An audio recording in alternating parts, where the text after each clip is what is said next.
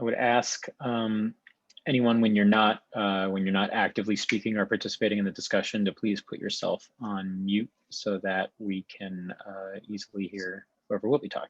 Thank you.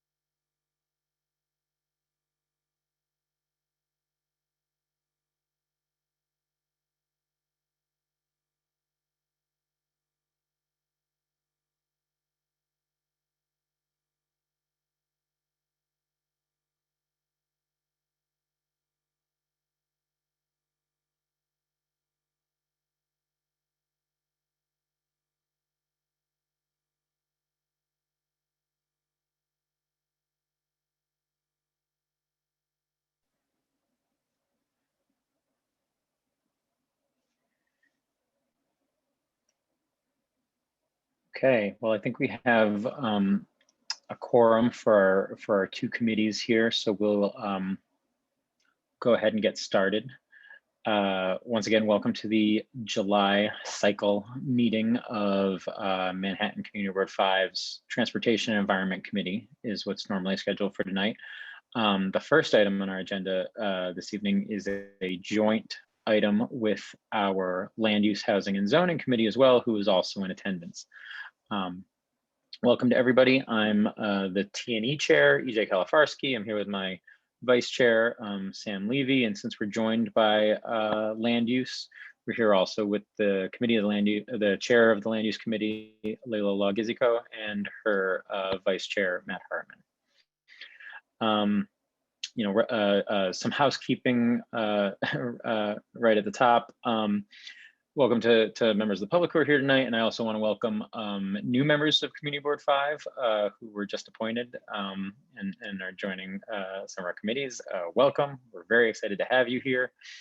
Our Community Board 5's policy is that for this first committee meeting, since we haven't been able to conduct a orientation yet about how our individual committees work and the nature of committee work.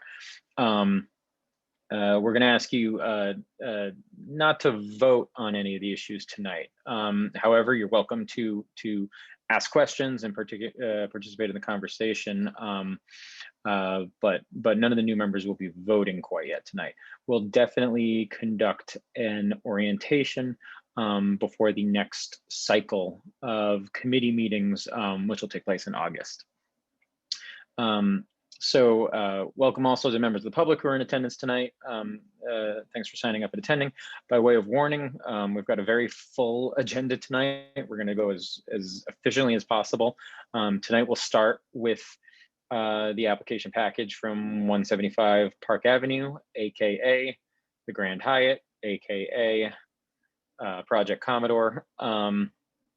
This is a continuation of a presentation we received last month on the application. So we've already heard a full presentation from the applicant, and we've already conducted a lengthy public session for public comment on this application as certified by the city. Today is really a continuation of our joint committee's business session, where we submitted some additional questions to the applicant that they are coming with some supplemental answers for. For context, after the first item where we as a joint committee discussed the Grand Hyatt, We'll have some transportation and environment only items, where we'll provide a brief update on steps the committee has been taking over the last month on the Port Authority bus terminal, some enforcement issues that, if you've been following our committee, you know that we've been trying to tackle in a more comprehensive ongoing basis, and a presentation by the Department of Transportation on their plans for Fifth Avenue. If you're here for one of those later applications, I want to thank you for your patience as we tackle the joint committee issue first. And for everyone's context, there was another item on the T&E agenda originally, which was a SAPO application for a block party by the Paley Center. That application has been rescheduled and we will not be hearing it tonight. It won't be on our agenda tonight. So that is how the night is going to go. The other applications that T&E will hear will be after the Grand Hyatt, and those will contain a full presentation, opportunity for the committee to ask questions, opportunity for comment from the public, and then a business session. But once again, we'll be starting with the project that I will continue to call the Grand Hyatt until someone corrects me. A continuation of what we heard last month. We, for efficiency's sake, won't be repeating what we already learned last month. Though if you still have public comment, you're invited to email it to the CB5 district office and it can still be added to the record. But tonight the applicant is coming back with answers that were posed, answers to specific questions that were posed coming out of the full presentation last month. And we'll of course conduct a business session by the joint committee to formulate our position. I will start by quickly summarizing what we learned last month, particularly about the transit improvement portion of the proposed project. And then I'll hand things over to Land Use Chair Layla to talk about the land use implications of what we've seen, the questions that we kind of still had outstanding, which the questions were more aligned with the land use side of things than the transit improvement side of things. The current Grand Hyatt next to Grand Central Terminal is being planned to be redeveloped, with significant transit improvements being planned as well, since the Grand Hyatt is inextricably connected to Grand Central, sitting on top of the subway station at Grand Central. And these transit improvements are being done in exchange for several Florida area ratio bonuses that are laid out and allowed by East Midtown rezoning, and Layla will talk a lot more about that. On the transit front, last month we were walked through several significant improvements to both Grand Central Terminal, common commercial passages like the Gray Bar Passage, the Lexington Passage, and the 42nd Avenue Passage. We heard about new widened and ADA accessible entrances to the subway from the street, widened sidewalks around the building, the restoration of some sight lines around the building. We were walked through the new hall in the terminal, in space that had previously been occupied by the hotel.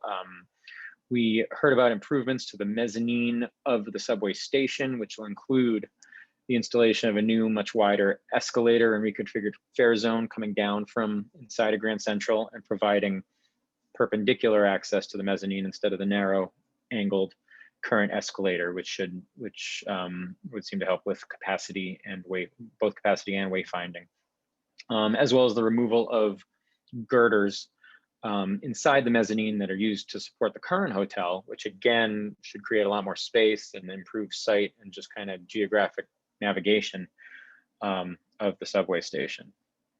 Finally, we heard about planned parks on the second floor terraces around the new building. Depending on how they're laid out and programmed, these could have a major influence on pedestrian flows, particularly if they ultimately enable certain new pedestrian thoroughfares, like connecting pedestrians to and potentially pedestrianizing the viaduct. So if properly implemented, I think those could really affect the way pedestrians navigate and flow around the the space in East Midtown as well. So that is more or less, unless I'm missing something, a summary of the transit improvements that we heard last week. Again, I don't think we had very many open standing questions about that. I'm just speaking for myself at this point, and all members of the joint committee will have a chance to comment when we try to formulate a final resolution and position a little bit later. But you know, I found the plans to be, and from the comments that we got from the committee last month, I think we found the plans to be quite consequential and substantive in what they will do to change access to the subway, create new transit and pedestrian space in Grand Central, create large new pedestrian areas on the streetscape, and potentially create new pedestrian access thoroughfares in Highline style parks and terraces. So, you know, I think the transit improvements that we're assessing here are fairly substantive and weighty as we consider them. With that too lengthy introduction here, just to quickly run through the transit improvements. As with all these redevelopments, we weigh the transit improvements against the bonuses and the FAR that the applicant is getting in return via the zoning and a number of other waivers and applications, that a list of applications that they have applied for.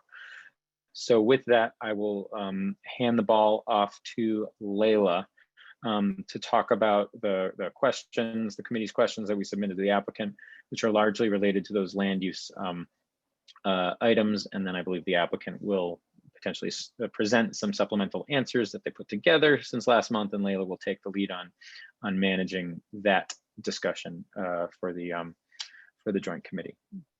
Layla? Thank you, EJ. Thank you for a great summary and bringing our brains back to this very dense proposal.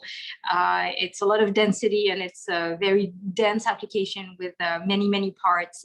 So let's dive right in. It is going to be very technical.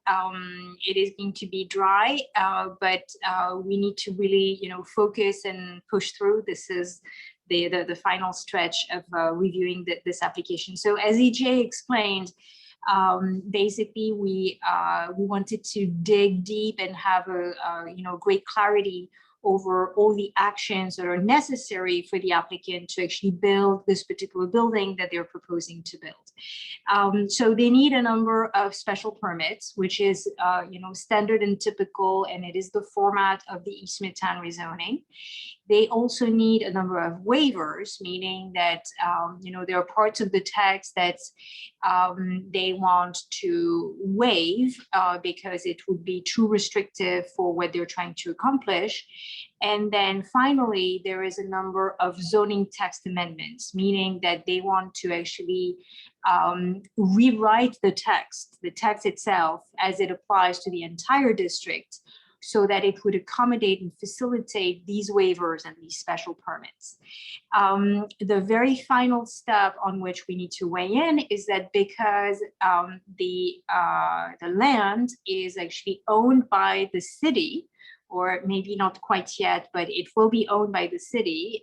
It was previously owned or long-term leased by the state. I will pass you the details of ownership because it's just crazy. But in any case, once this deal is executed, the fee owner of the land will be the city, and therefore the Public Design Commission has jurisdiction over anything that gets built onto city land. So we have to also weigh in on whether we feel that the building itself in its entirety is okay or not. So basically, those are going to be the questions that we're going to have to address and answer and comment on. Some of these are really, easy, and we're not going to spend too much time. Others, I anticipate we're going to wrestle a little more with the ways that we should comment and respond. But basically, let's turn it to the applicant, who can basically, summarize all these actions, and then we can take them one by one and decide how we want to go about those. So I think we have the full team of applicants in the room with us. I don't know who does the honors of starting this presentation, but the floor is yours. Okay, you set a low bar for us, Layla, technical and dry. We will hope to exceed that with this. I'm sorry. We'll bring the champagne when all of it is said and done. So maybe just to deviate slightly from the script for a second, we have prepared a set of responses focused on the transit improvements, as EJ was articulating and talking about some metrics there, which we'd like to go through with the committee. And then as part of that, we also have an overview of all of the actions that you were talking about. Does that sound Perfect. like a good way to go through this? Okay, perfect. Okay, so it's good to see everyone again. I'm Jeff Nelson with RXR. I'm glad to be back with all of you for what we thought was a very productive first official meeting and presentation on our project at 175 Park. As Layla mentioned, we're here for two reasons: as part of the formal CB review process during ULURP, and also for the Public Design Commission. And as EJ mentioned, we covered a lot of ground in our last presentation in reviewing the entirety of the project, including the materials we'd submitted to PDC. So today we'll kind of hone in on some specific items around the public improvements and the transit component specifically, and the zoning actions. So just as a reminder, and as EJ articulated for us, you can see on the next slide, really the driving force behind this project is the extensive public improvements.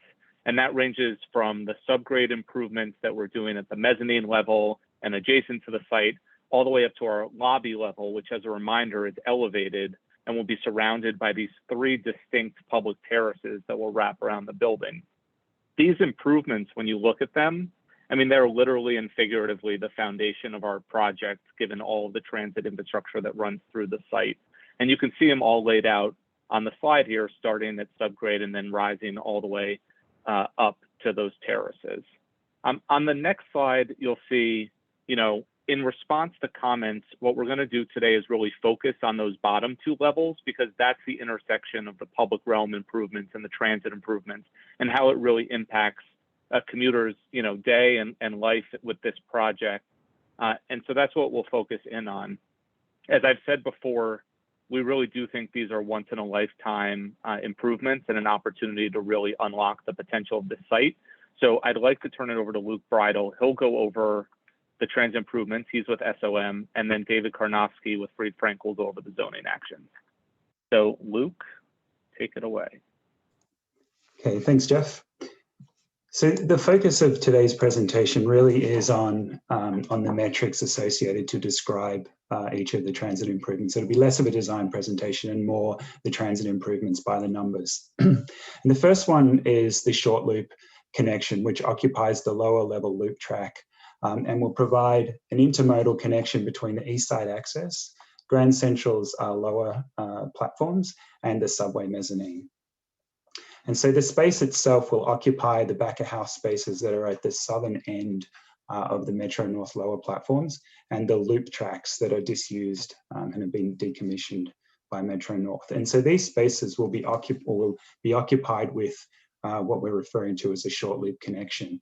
And this is made up of three primary components. The first one is the connection to the Metro North lower platforms. And this is an 18-foot wide connection that, as I say, will link to the Metro North lower platforms. It will be capable of carrying roughly 13,500 pedestrians during the peak hour. The second component is the connection to the East Side Access, or Long Island Railroad's East Side Access. This will be a new 15-foot wide connection that will have a capacity of about a little over 11,000 pedestrians. And then those two corridors or passageways will converge at the vertical circulation that will link up to the subway mezzanine. And this will be a fully ADA compliant connection from that lower level up to the subway mezzanine. And this will serve about 6,300 customers in the AM peak hour and 5,600 customers in the PM peak hour. The stair itself, though, will have a capacity of about 7,500 pedestrians. So if you think about each of the components that I just described will have a greater capacity than the number of people using them. And this is important given that it is a subterranean space and we want to create an environment that is safe and pleasant to move through. The collateral benefit, rather, of these improvements will be that it'll also divert a number of passengers from the 42nd Street passage. And so generally throughout the facility, the level of service will be improved as well. So that's the short-lived, the first one. The second improvement or public improvement are the girder removals. And we have these in two locations. The first one is within the center portion of the subway mezzanine, and this is the Hyatt core girders. And so you can see on the left there, we have a number of back of house spaces behind the white tiled wall. And then you can see off to the sort of the right of that image, the girders that are impeding the flow. On the right-hand side, you can see that we'll be removing all of those girders and the back of house spaces to provide line of sight, clear line of sight along the full length of the mezzanine, and also to provide better connection to the platform stairs that are on either side of the mezzanine that you can see on the right image. At the north end of the mezzanine, we have what's called the Hyatt core girders, and they will also be removing full height girders and a number of back of house rooms there to really open up and unlock that north end of the mezzanine and provide better access to the northernmost subway platforms. And so in plan, you can see that you have the Hyatt core girders in the center of the plan here, and then the Hyatt north and back of house spaces at the top end of the plan there. And so we'll be removing all of those spaces to improve those pedestrian flows and lines of sight. And so by doing this, we'll actually be providing almost 150% more capacity through that mezzanine by the removal of those impediments. We'll also locally be able to increase ceiling heights because some of these girders you can actually walk beneath. We'll be removing those low hanging girders and that will give you full height ceilings. And by removing the back of house spaces that are associated in that core area, we'll be providing roughly 2,800 square feet of additional circulation space through that mezzanine. At the north end of the mezzanine, we'll be doing a similar improvement. We'll be relocating the Strawberry Stair, which I'll get to later, but we'll have an entrance up from Lexington Avenue into the subway. And by removing the back of house spaces and the girders, we'll be providing additional capacity in the range of nearly 16,000 commuters through that north end of the mezzanine per hour. The additional turnstiles that will be on the north and south side of the new stair will provide about 7,200, a capacity of 7,200 passengers per hour. We then turn our attention to the 42nd Street subway entrance. So we've now moved outside here. On the left of screen, you can see what is the existing condition and limited, if any, subway presence on 42nd Street. On the right-hand side is the proposed entrance, which is going to be providing connection directly to 42nd Street and giving the New York City Transit a significant presence on 42nd Street. When you turn our attention to the inside of that space, you can see on the left is the existing condition with minimal presence to the subway. You can see what is the currently the ADA elevator that occupies one of the historic entrance doors. And then on the right-hand screen, you can see how we'll be opening that up significantly to provide natural daylight, a presence for the subway, and also opening up the access into the 42nd Street passage through that existing entrance. So this is a view of the existing condition at that entrance, and I'm sure many of us are familiar with that, but you can see how small the entrance is and how small the amount of space it actually occupies the area within the the Grand Hyatt footprint within red there. And so when we employ all of these improvements, you can see the significant increase in circulation space that will be given over to the R238 or the 42nd Street entrance. And I'll step through each of these components. So the first one is by reinstating the historic entrance into the 42nd Street passage, we'll be providing 50% more capacity, which is roughly 9,000 passengers per hour coming into the 42nd Street passage. We'll be relocating all of the primary turnstiles from below grade up to street level and creating a more logical sequence to those turnstiles. And this will unlock about 3,500 square feet of paid circulation space below grade to really aid in the circulation through the mezzanine. We'll be introducing the new 14-foot wide diagonal stair, which will increase or improve levels of service from level of service E and D, which is a very poor level of service, particularly the E, to a level of service C, which is really the target for transit facilities of this type. The stair itself will have a capacity of about 7,500 pedestrians per hour. And importantly, this will provide access into the middle of the mezzanine to really help with aid in access to the existing subway stairs and helping to get better distribution along the Lexington line platforms. Importantly, we'll also be relocating the ADA elevator adjacent to that stair. And the huge benefit of doing that is that it actually lines up in a more logical sequence with the existing platform or platform elevators. So the sequence for mobility impaired and people with strollers and so forth will be greatly improved to get access to the 456 line. We'll also be providing a new designated entrance to the subway on 42nd Street, and this will have turnstiles and doors, and this will provide a capacity of about 9,000 pedestrians coming into the station. And we'll also provide abundant natural daylight into the entrance, which is currently devoid of any daylight really in that space. The improvements will provide about 2,000 square feet of circulation space within the paid area at street level, which is entirely on the 175 Park Avenue site. So this is all new space for the MTA. Then, as it's an addition to the 42nd Street entrance, is one of the main focal points of the transit improvements, and that is the transit hall, which just sits to the north of the R238 entrance. And so again, this is the image we just saw with the existing condition and the minimal footprint for the MTA.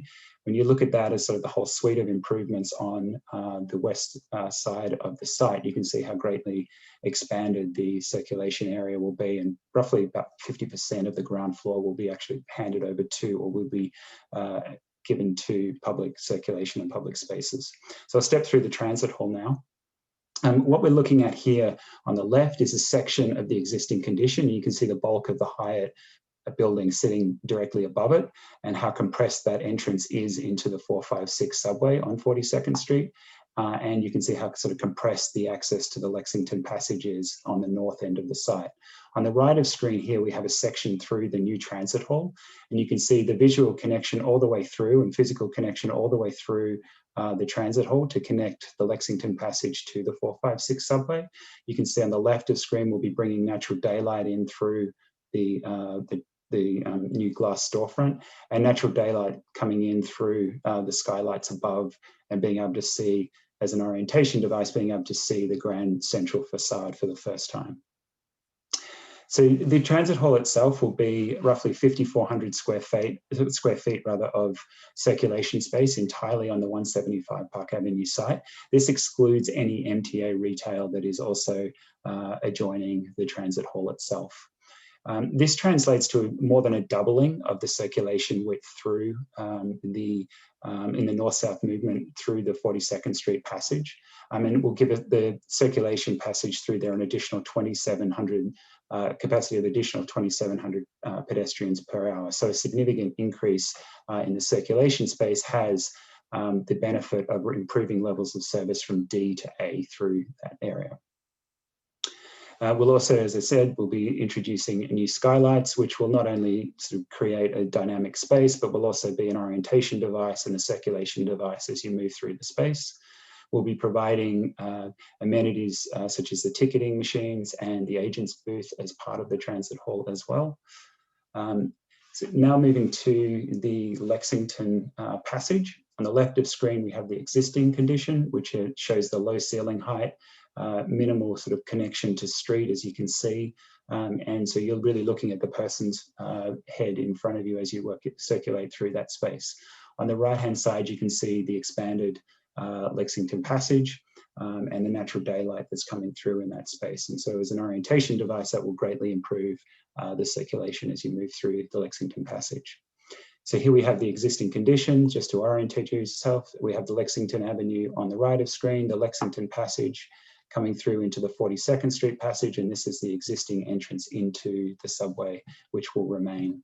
And here we have the proposed conditions. So the Lexington Passage will be occupying effectively the same location as the existing, but the width itself will be consistent all the way through. At the moment, it varies in width, so it will be a consistent width all the way through. We'll be retaining the access to the 456 subway, and you can see the access to the transit hall and the access to the market and to Lexington Avenue. Looking through a section rather of that space, you can see the compressed ceiling heights through there now, which are roughly 9'6".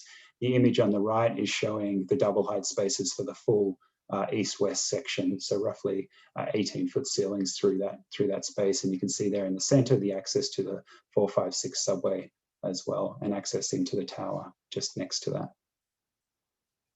So the passage itself will be a uniform 18-foot wide through the full length of it, which is capable of managing 13,500 pedestrians per hour.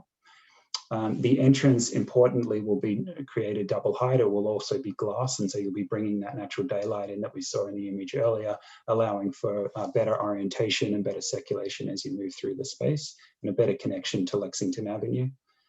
And then as we move out to the exterior of the space, we'll also be improving the direct connection into the subway. So this is the R239 area, which many will know as the Strawberry Stair. On the left, you can see the existing Strawberry Stair, and there's really very limited space you can see between the top of the stair and the sidewalk, and no covering for the ADA elevators. So people are unweather protected. They're potentially waiting out in the rain during inclement weather and so forth. On the right-hand side, you can see the expanded entrance and the direct connection down into the subway. And this is weather protected, of course. You can see the elevator off to the right of screen. From below grade, on the left, you can see the existing Strawberry Stair. And so there's no visual connection to street there and minimal natural daylight coming down into the space. On the right-hand side, you can see that visual connection to street that we'll be creating. So you'll be connected to Lexington Avenue. And on the left of the stair, you can see the light well that will bring natural daylight into the space. So the existing Strawberry Stair is sort of at the bottom of the screen, slightly off out of this image. We'll be introducing an entirely new entrance to the subway. It'll be the relocated Strawberry Stair moved further to the north. And you can see there will be about 24 feet of street frontage leading onto 42nd Street, leading onto Lexington Avenue rather. It will also incorporate the 5-foot sidewalk widening along Lexington Avenue. The stair itself will be a relocation of the 14-foot wide stair, the Strawberry Stair. This will be capable of managing 7,500 passengers per hour. Importantly, though, here the orientation relative to the turnstiles below grade and relative to the circulation through the mezzanine is now aligned. So circulation is now less circuitous. It's a direct line of sight as you connect through there. And we'll also be providing a new ADA elevator that is weather protected and yet still connected to street. So that brings us to the completion of the transit improvements and the metrics that we're using to describe each of those. I'll hand it back to you, Jeff. Thanks, Luke. I'm going to turn it over to David Karnofsky in 1 second to go through the zoning actions. I just want to note one item on the transit improvements to make sure it's clear. The last improvement that Luke described, which is R239, is actually not a bonus improvement for us because it's a relocation of a stair that SL Green improved as part of their project. So while we think that there are tremendous benefits to what we're doing with R239, there's no associated bonus with it. And that's also true of the sidewalk expansions as well around the building, that those are also not bonus. With that, I want to turn it over to David, and he can go through the zoning actions for the land use component of this. Hi, David Karnowski from Fried Frank. Now for the technical and dry portion of this evening, if that wasn't technical and dry, what Luke described. Actually, it's the slide before. Thank you. So at the last meeting, we did go through these very briefly. I'm going to elaborate on each of them, and of course, be prepared to answer questions with my colleague Penny King assisting. So first of all, hold on. The first item here bulleted is modified GEM framework to allow transit improvement and public concourse bonuses on a qualifying site that consists of Grand Central and the development site. Now, this refers to several related actions that would modify the Greater East Midtown framework in order to allow for transit improvements and public concourse bonuses that are commensurate with the needs and the scale of the Grand Central Transit Hub. So I'm going to just describe them to you now. They really are 3 text amendments. The first is a text amendment that would allow Grand Central and the development site together to be treated as a single qualifying site for purposes of the Greater East Midtown regulations. As EJ said earlier, the development site is inextricably a part of the Grand Central Terminal Hub, both at the ground level and at the subsurface level, and this text amendment recognizes that relationship. The second text amendment is a text amendment that would require the project to obtain its floor area bonuses through special permits subject to ULURP rather than the earned floor area mechanisms under the East Midtown regulations. As you're probably aware, under the general regulations of East Midtown, floor area above the base can be earned through the provision of improvements that are found on a priority transit list improvement, a list of priority transit lists, a list of priority improvements, which are pre-designated improvements, each of which has an assigned floor area value. And a developer is entitled to assemble a range of those, a collection of those, which achieve its floor area goals. That system, in our view, doesn't really allow for the kind of integrated, cohesive set of improvements that are necessary here to address the needs of Grand Central Terminal. So what we're proposing is to allow this to happen by reason of special permits that will describe bespoke improvements for the site. So the third text amendment allows the use of these transit improvement and public improvement bonuses in combination to achieve a combined floor area that's greater than 3 FAR. The net result of all of this is to generate significantly larger transit and public concourse improvements than would otherwise be possible. And I should mention that these text amendments are specific to this project. They only apply in connection with a project which combines Grand Central Terminal and an associated development site into a single qualifying site. They do not apply and have any relevance to the rest of the Greater East Midtown district. Now, turning to the transit improvements themselves, the first item here refers to the fact that the current zoning text refers to transit improvements for subway only and doesn't clearly address rail mass transit facilities. And we're amending the text, proposing to amend the text to address that specifically in order to accommodate the short loop improvement that Luke described, which we think is a critical improvement for the site. With respect to all of the transit improvements that Luke described, we're seeking a 3 FAR bonus to reflect the fact that this is a very significant package, extraordinary package of transit improvements overall. Now, with respect to the public concourse improvements, and these are, of course, the terraces, the transit hall, and the rebuilt Lexington Passage, there are 2 items here. One is that we have added a text amendment that allows for a waiver of loading regulations to facilitate the Gray Bar Terrace. What does this mean? Well, under zoning, there would be 9 loading docks required to serve the site. With 9 loading docks, the loading docks would rise at a level to a level of about the 6th floor. They would be truck lifts rising up to about the 6th floor. And that would preclude the ability to provide the Graybar Terrace as one of the 3 terraces at the 2nd floor level. So we're proposing a text amendment that would allow the Planning Commission to waive loading regulations to allow for fewer than the required loading docks in order to facilitate the Graybar Terrace. And we've shown through a work that's been done that the loading demand of the site can actually be accommodated with fewer than 9 loading docks without resulting in any congestion on the streets or loading taking place on the streets. The 7 loading docks that are being proposed in lieu of the 9 would accommodate the demand generated by the project. And secondly, with respect to the public concourse improvements, we're seeking the grant of a 1.27 FAR bonus for those improvements that I just described, the terraces, the transit hall, and the rebuilt Lexington Passage. Next slide, please. All right, now we're going to talk about the other special permit actions followed by the other zoning text amendments. The first on this list is a waiver of street wall height and location. Under the Greater East Midtown regulations, the development on this site would be required to have a street wall height of at least 120 feet at the street line on 42nd Street and within 10 feet of the street line on Lexington. We're requesting by special permit waiver to allow the building to set back below 120 feet. These waivers facilitate the wider sidewalk on 42nd Street. They reduce the floor plate sizes at the base of the building and thereby open up pedestrian views to Grand Central Terminal and other landmarks. Next on the list is height and setback. The qualified site complies overall with daylight evaluation.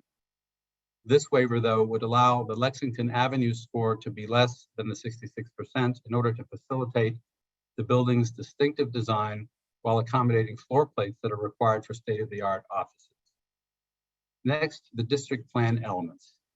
We're requesting modifications to retail continuity requirements in order to allow lobby and entrance space to exceed the maximum frontage permitted for these uses and permit ground floor street frontage to be allocated to access points for R238 and the terraces.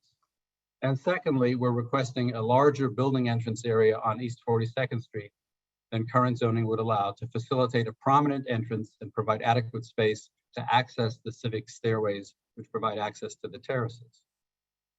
The next item, design and locational requirements for the mandated publicly accessible space, relates to the Chrysler Terrace. Under the Greater East Midtown regulations, there is a requirement for this site to provide a publicly accessible space of 10,000 square feet, at least 10,000 square feet.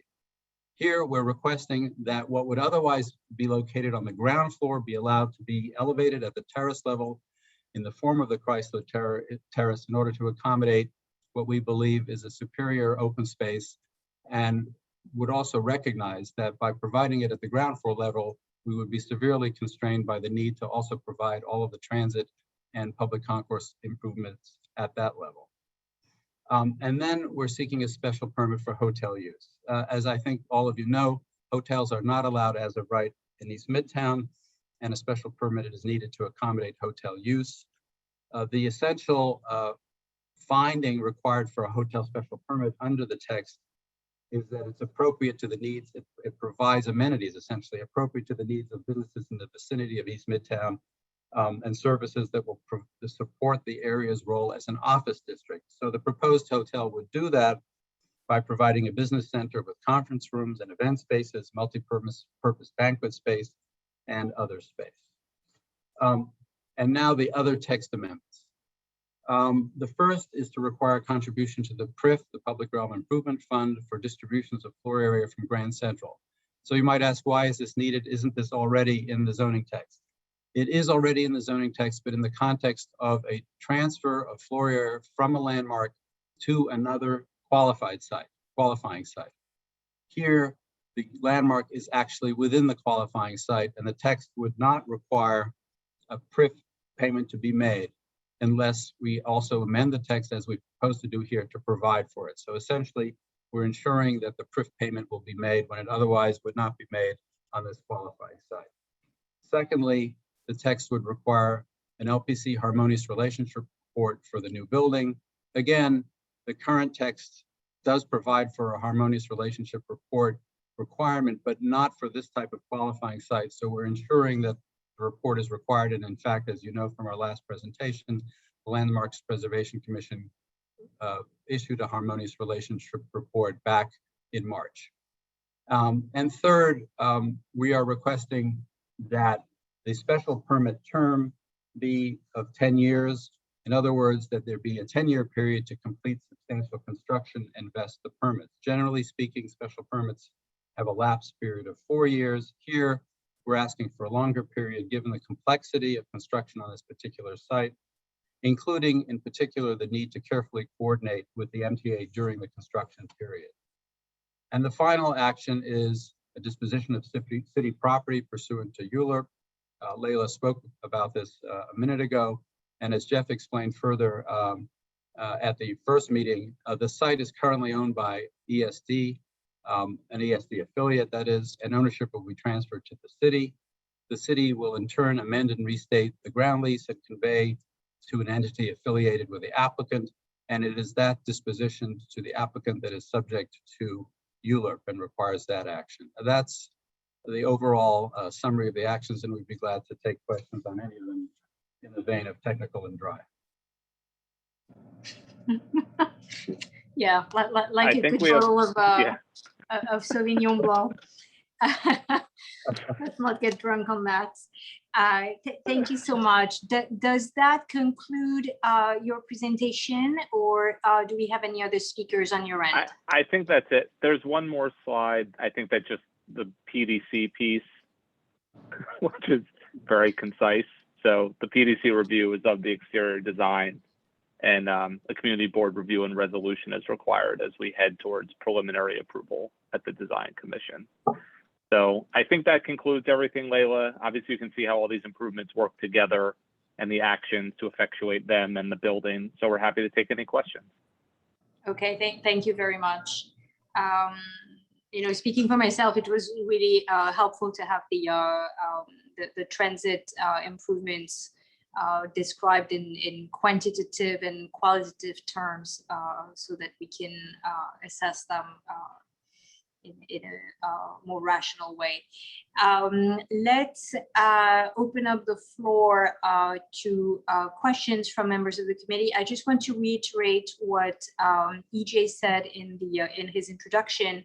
The public session of this particular application was held last month, and therefore we will not open up the floor to questions from members of the public. Members of the public have an opportunity to submit comments in writing if they choose to do so, and they can email it to the board office, and the email address is office@cb5.org. I will repeat that, and we will put this email address in the chat as well for all to have accessible.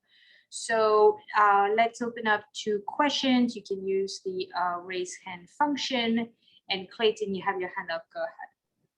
Thank you so much, and thank you for the very, very helpful presentation with further details. This question is just about the FAR bonuses, and I'm curious, the request for 3 FAR above and beyond the East Midtown rezoning, as well as the 1.27,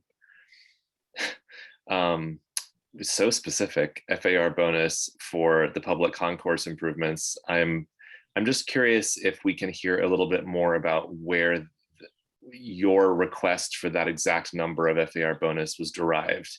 Did you pull that from the East Midtown rezoning in an analogous way, or especially with the 1.27? Like, could you just talk about that math a little more? Yeah. So the go ahead, David. Sure. So first of all, I just want to clarify that when you say in and above, what we've essentially in and above the East Midtown system for earning FAR, what we have done in this proposal is essentially substitute for that, because the East Midtown system of earning FAR above the base is premised on what they call earned FAR, which is earned through certifications based on the priority transit list improvement system that I described, and other things as well. And essentially what we've said is that in earning FAR above the base in this project, it is more appropriate to think about this as a bespoke project that warrants a lot more thought about what kinds of transit improvements are necessary for the site, what kinds of public space improvements are necessary for the site, and that is better addressed through special permit. So we're not relying on the list, we're relying on the special permit. So I don't want to suggest that it's in and above, it's really in large measure a substitute for that system that was created under Greater East Midtown. In terms of the 1.27 FAR for the public concourse improvements, it was based on an analysis that went through city planning that looked at the nature of the spaces and what's analogous in terms of bonuses that are granted for comparable spaces in other contexts. Some of the spaces are analogous to plazas, and some of the spaces are more analogous to public, well, actually to what you might call interior, spaces that generate more floor area. There are different formulas that you can find throughout the zoning resolution, and looking at those formulas, it was determined that the combination of the terraces and the transit hall and the Lexington Avenue passageway result in this amount. It is less than the maximum amount, significantly less than the maximum amount that the text would allow us to earn, but city planning determined based on these analogies to other types of spaces that it was 1.27. That's how we got there. Thank you. Thank you. Just to bring a little bit of context, and David, let me know if what I'm saying is correct. But it is important to understand that this particular site was actually not identified by the Department of City Planning in the rezoning. And although Community Board 5, sorry for rehashing that, we have a little bit of a beef here.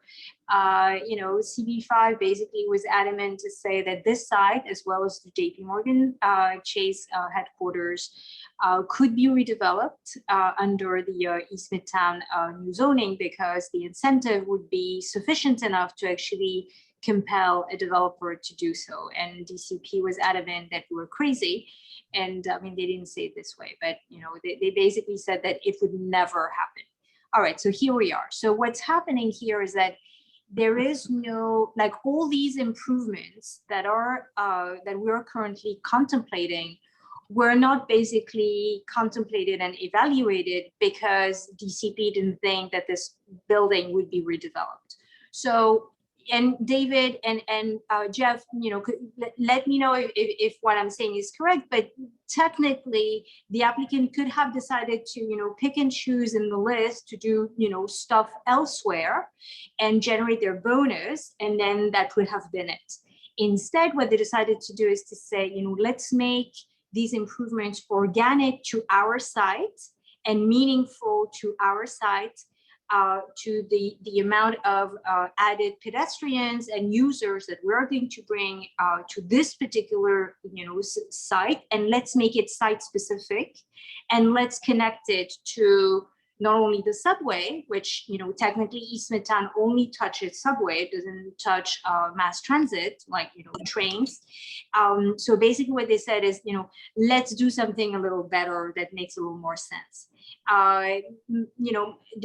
Jeff and David, I want to make sure that I understand, and that the logic of those improvements is basically what happened, and that's why there's no formula attached to these improvements simply because they were not considered from the get-go.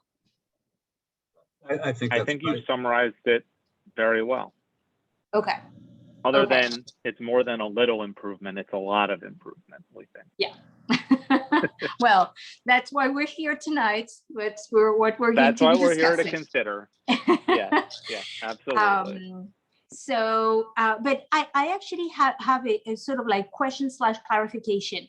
So basically, what you're saying is that the transit improvements are worth a 3 FAR bonus, and the public concourse is worth 1.27. Correct.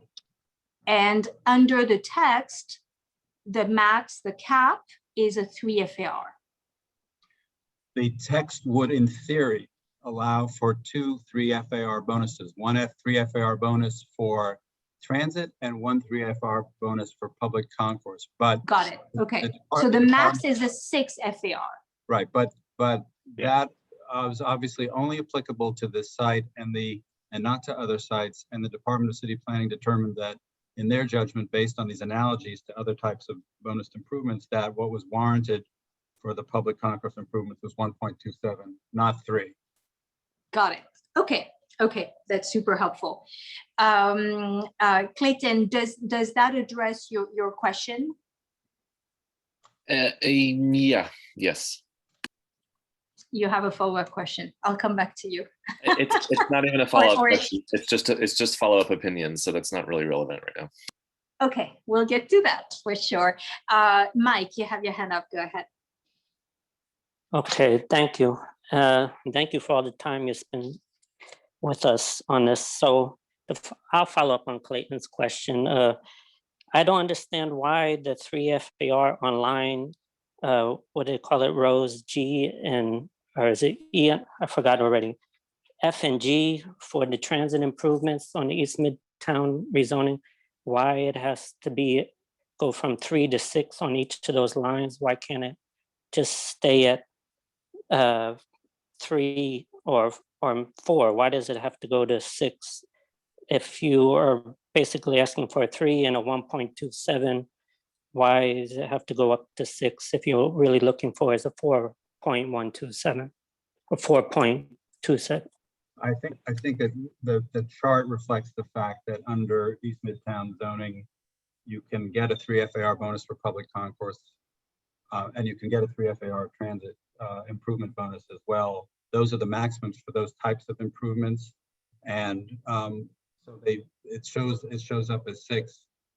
What we have in fact demonstrated to city planning that we earn is not the full amount, but each one is a separate type of bonus improvement, each of which can be worth 3, and that's reflected elsewhere in the chart. So we followed the chart's recognition that public concourse you can get 3, transit you can get 3. Here we can get both. That's the only difference. And But ultimately, what we're building, David, is 4.27. 4.27. Yes. I think it's just the way the across chart. the two. The chart is organized around what can a public concourse bonus be worth? It can be worth 3. What can a transit bonus be worth? It can be worth 3. So that's why it shows that way on the chart. But in fact, we're earning 4.27. so that's why I don't understand why you're asking for the text to be changed to 6 if all you're looking for is 4.27. Why not 5 or 4.5? Why do you want it to be at 6? It's exactly what I described, which is this is the way that the East Midtown regulations think of these types of improvements as capable of earning 3 each as separate kinds of improvements. And so the chart is organized that way. The request is not. We are not requesting 6. And that change to the chart only applies to us in any event. So we will earn 4.27. No one will earn 6. But also one of your other text amendments is for 2 or more zoning lots to be, that includes Grand Central Terminal, to be a qualifying site. So that's super block. There's also Gray Bar building. There's also the post office. You could, maneuver the lots together into another qualifying site. So I'm trying to figure out how applicable this will be onto, let's say, the post office in the future. The way the text is worded, it's designed around one development site and Grand Central. It doesn't really allow for some sort of mutation and growth of the qualifying site. But the amendment you're asking for is 2 or more zoning lots to be a qualifying site. So then in theory, that could be Grand Central Terminal, Gray Bar, and the post office.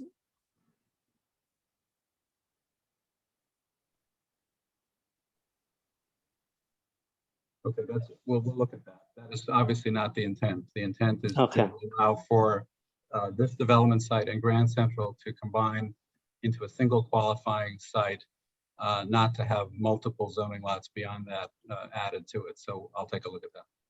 Okay, thank you. Let me actually follow up on that and sort of like rephrase the question maybe slightly differently.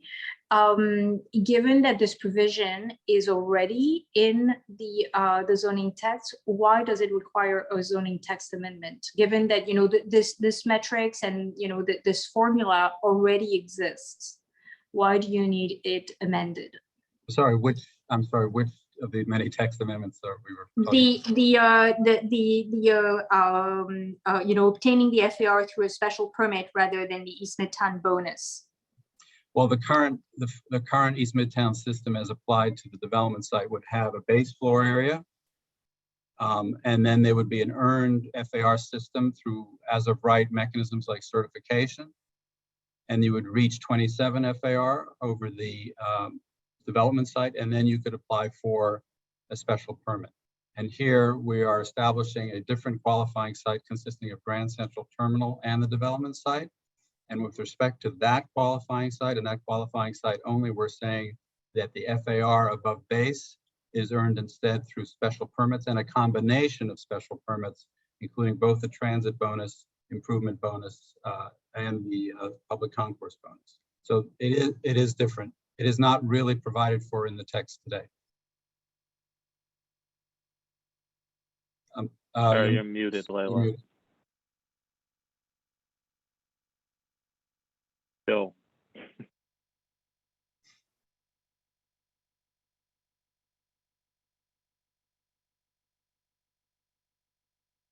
Sorry, we still can't hear you. Layla, unfortunately, you're still muted. The mute icon is still. Sorry about that. Sorry about that. The receiving site, the site where the building is going to go, is combined with Depew Place, the Grand Central Terminal, and the Grand Central passageway. Is that your qualifying site? Rami, could we turn to that slide, the first slide in the addendum, the appendix rather, on the zoning action?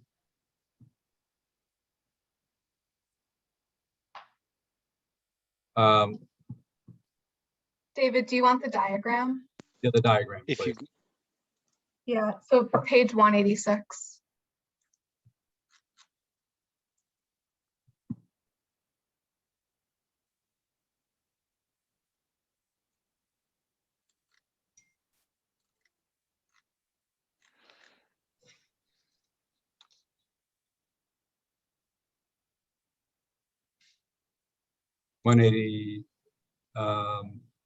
Yeah, this is fine. This shows it. So the qualifying site is outlined in red, and it consists of 2 zoning lots. Zoning lot 1 is the development site, lot 30. Zoning lot 2 is what we call the Grand Central lot, which actually consists of a existing zoning lot of Grand Central, lot 1, and the other lot 154 and lot 154, which is the market. But you're also taking Depew Place. Depew Place is a DMAP street that's within lot 1. Yeah, I mean, DMAP'd or So not it's DMAP'd, it's still a encompassed street, within lot one. and Yes. you're incorporating, and it is going to generate, It you're does going to gen- apply the 3 FAR and the 1.227 That's to correct. Depew Place. That's correct. And in all of the calculations that have been done over the years of the amount of floor area generated over Grand Central, it's been included. There's nothing. Okay. There's nothing that's changed in that regard. That's the Okay. section where obviously Lex Passage runs through and Grand Central Passage and other things. Okay, so basically the multiplier, the 3 multiplier for bonus improvement Yeah. is calculated based on the qualifying site and not just the development site. Correct. And Okay. that's right. Yeah, And and this is sorry. So that's exactly right. And I mean, we've talked about this a couple of times. Just given we could have effectuated either a zoning lot merger or treated it this way as a qualifying site.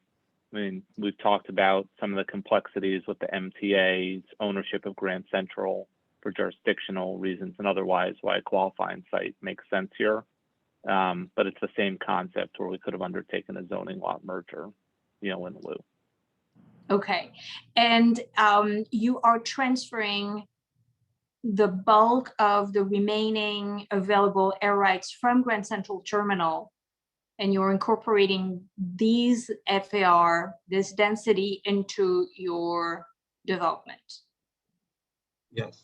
Yeah, so there's two components here, right? There's the qualifying site component for the bonuses associated with the transit and public realm improvements. And then the second piece, as you're right, Layla, is the transfer of the development rights, which RXR and TF Cornerstone control and will be transferred over. And importantly, what we're doing as part of that transfer, obviously, is making sure in the zoning text that the payments associated with that, the PRIF payment in particular, you know, is codified in the text changes that we're looking for.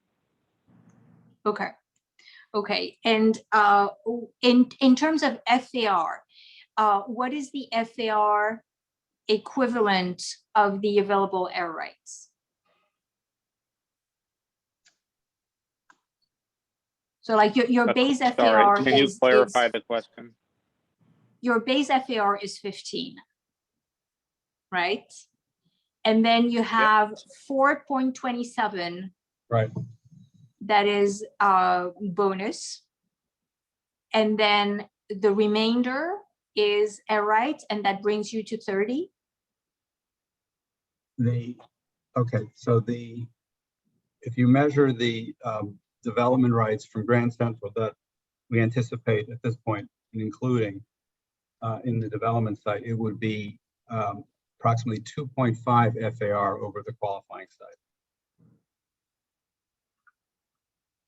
Okay. Right. So what is the total FAR of the building as it applies to the qualifying site? Slightly over 11 FAR. Over the qualifying site? Correct.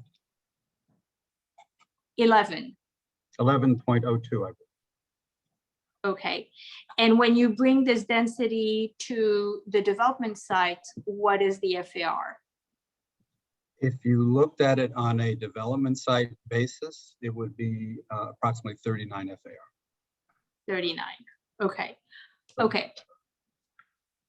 Okay. Okay. What? Got it. Okay, so that clarifies the math for the density. That's super helpful. Let's continue with questions. Clayton, you have your hand up. Go ahead. Yes, Jeff. No, sorry, go ahead. I was going to clarify one thing, but it's okay. Clayton, sorry. No, Clayton, go ahead. No, go ahead. Maybe it'll help. Oh, I was just going to, in terms of the buildup, Layla, and how you think about the FAR, we flip the construct in that there's a base FAR associated with the Grand Hyatt site itself. There's the incremental TDRs that we own today to be transferred over. And then the increment on top of that is all of the bonuses associated with the suite of transit and public realm improvements that we went through the special permit. That was the only clarification I was going to make. Okay, thank you. It's just a slightly different way of looking at it. Yeah, okay, thanks. Clayton. So I apologize that I am basically rehashing what has already been asked and you've already responded to, but I still don't understand why you would be seeking a zoning text amendment for up to 3.0 FAR if you are not asking for 3 FAR. I don't understand that for the public concourse improvements. On the public improvement side? Yeah. Why are you not asking? So why should this? We do not. Spot zoning is super annoying. Like, we're allergic to spot zoning, but that's how city planning. Spot zoning happens all the time, even though ostensibly the city doesn't like it. So if we're going to be spot zoning, why would the zoning text amendment not be specific to this application? So David, I think we have a tech. David, can you take a shot at this? Because I think there's a, I don't want to underplay this in any way, but I think there's a technical kind of concern with how the text works. Is there a way that we can address Clayton and the committee's question here? Yeah, I mean, I think the way that we thought about it, and I believe city planning thought about it, is that these types of bonuses can each be worth 3. We've made a request for certain improvements to qualify, and they've determined based on their evaluation of, by analogy to other types of bonus improvements, that the public concourse improvements are worth 1.26, but that the text would reflect the 3.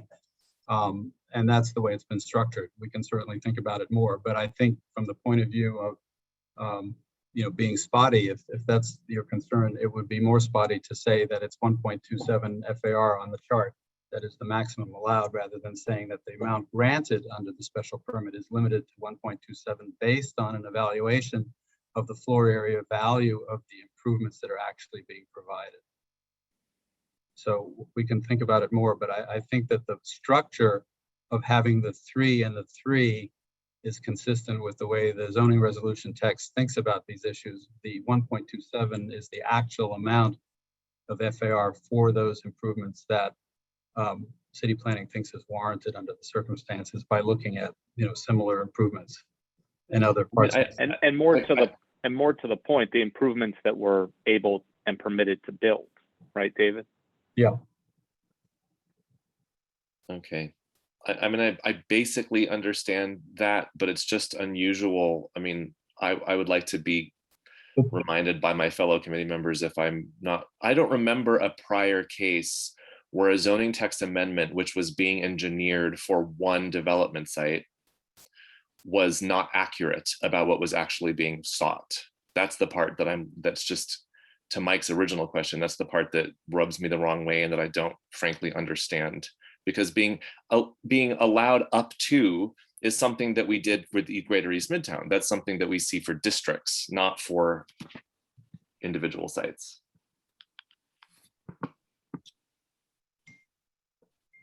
That I think that it's unusual.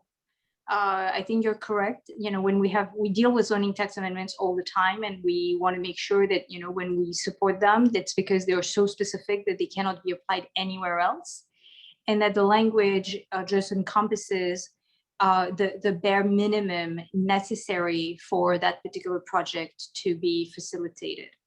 In that particular case, for example, if the zoning text amendment were to be granted, and then RXR Cornerstone were to decide to sell their interest in this project, and another developer would come along and make the case to the Department of City Planning that it is worth a greater density, that would be possible. And I mean, there is a formula, there is a metrics, but there's also a great deal of subjectivity. So, it seems reasonable to say that, if what we are reviewing, and, if the zoning text amendment is meant in spirit and in practicality to support that particular building, then it should be capped to 1.27 for the public concourse. And, the transit bonus, we're fine with 3, which is consistent with the broader text. I would just say that, of course, it will be capped under the special permit itself, and if in some future hypothetical situation, if someone wanted to seek more, they would have to go through the entire process again in order to make that argument successful to the decision makers. So I don't think that you should be concerned about that situation, but we'll think about it more. Yeah, David, you broke up a little bit, but I think the point here is the improvements are codified in these 2 special permits that permit us to build the 4.27. If those special permits were to change to add other things, which we're certainly not contemplating, it would be another public review ULURP process. Right, David? That's right. That's what I was trying to say. Okay. Moving so on. So effectively, we're capped. We are capped. Well, the special permit is capped. Moving on, Mike, you have a follow-up question. Go ahead. I want to ask about a different waiver about the restrictive declaration for the public terraces. When will we see them, and do we need to see them before we vote tonight? So Mike, you have all of the drawings for the terraces, and those drawings are going to govern the design of those spaces. So the whole community board should have access to those at this point. But those drawings don't include hours of operation, lighting, and number of seats. So the way that the text is drafted, there's a process to go back to city planning for detailed design development later on in the process.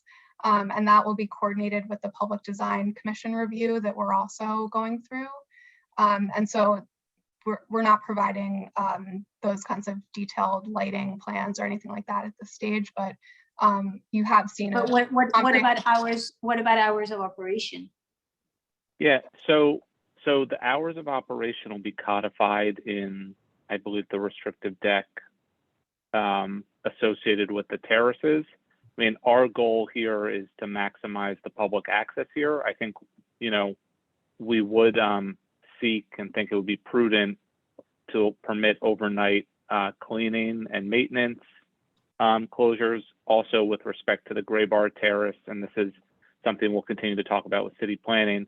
We do think it may be prudent to have some closures, you know, overnight, given that that terrace is elevated on another level and not quite as accessible and visible from the lobby area. And that's something, of course, we'd like, you know, the community board's thoughts on as well as we move forward. But are you coming back to us with another Public Design Commission application for just the terraces, or are we just voting on everything tonight? So the PDC package was effectively the last presentation that we made to all of you on the terrace design, which is a fairly detailed, I think, package. As we proceed with the PDC review and updates are, you know, warranted, of course, we'll keep the community board in the, you know, in the loop.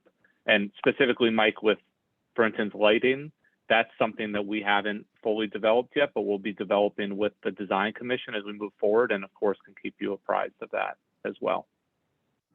But I'm a little confused. You will just informally come back to us to tell us what the hours of operation are going to be, or are you going to be mandated to give us a presentation, and do we get the chance to vote like we would for a POPs? Because those are not POPs, right? Say again? No, so let's talk about, David, go ahead.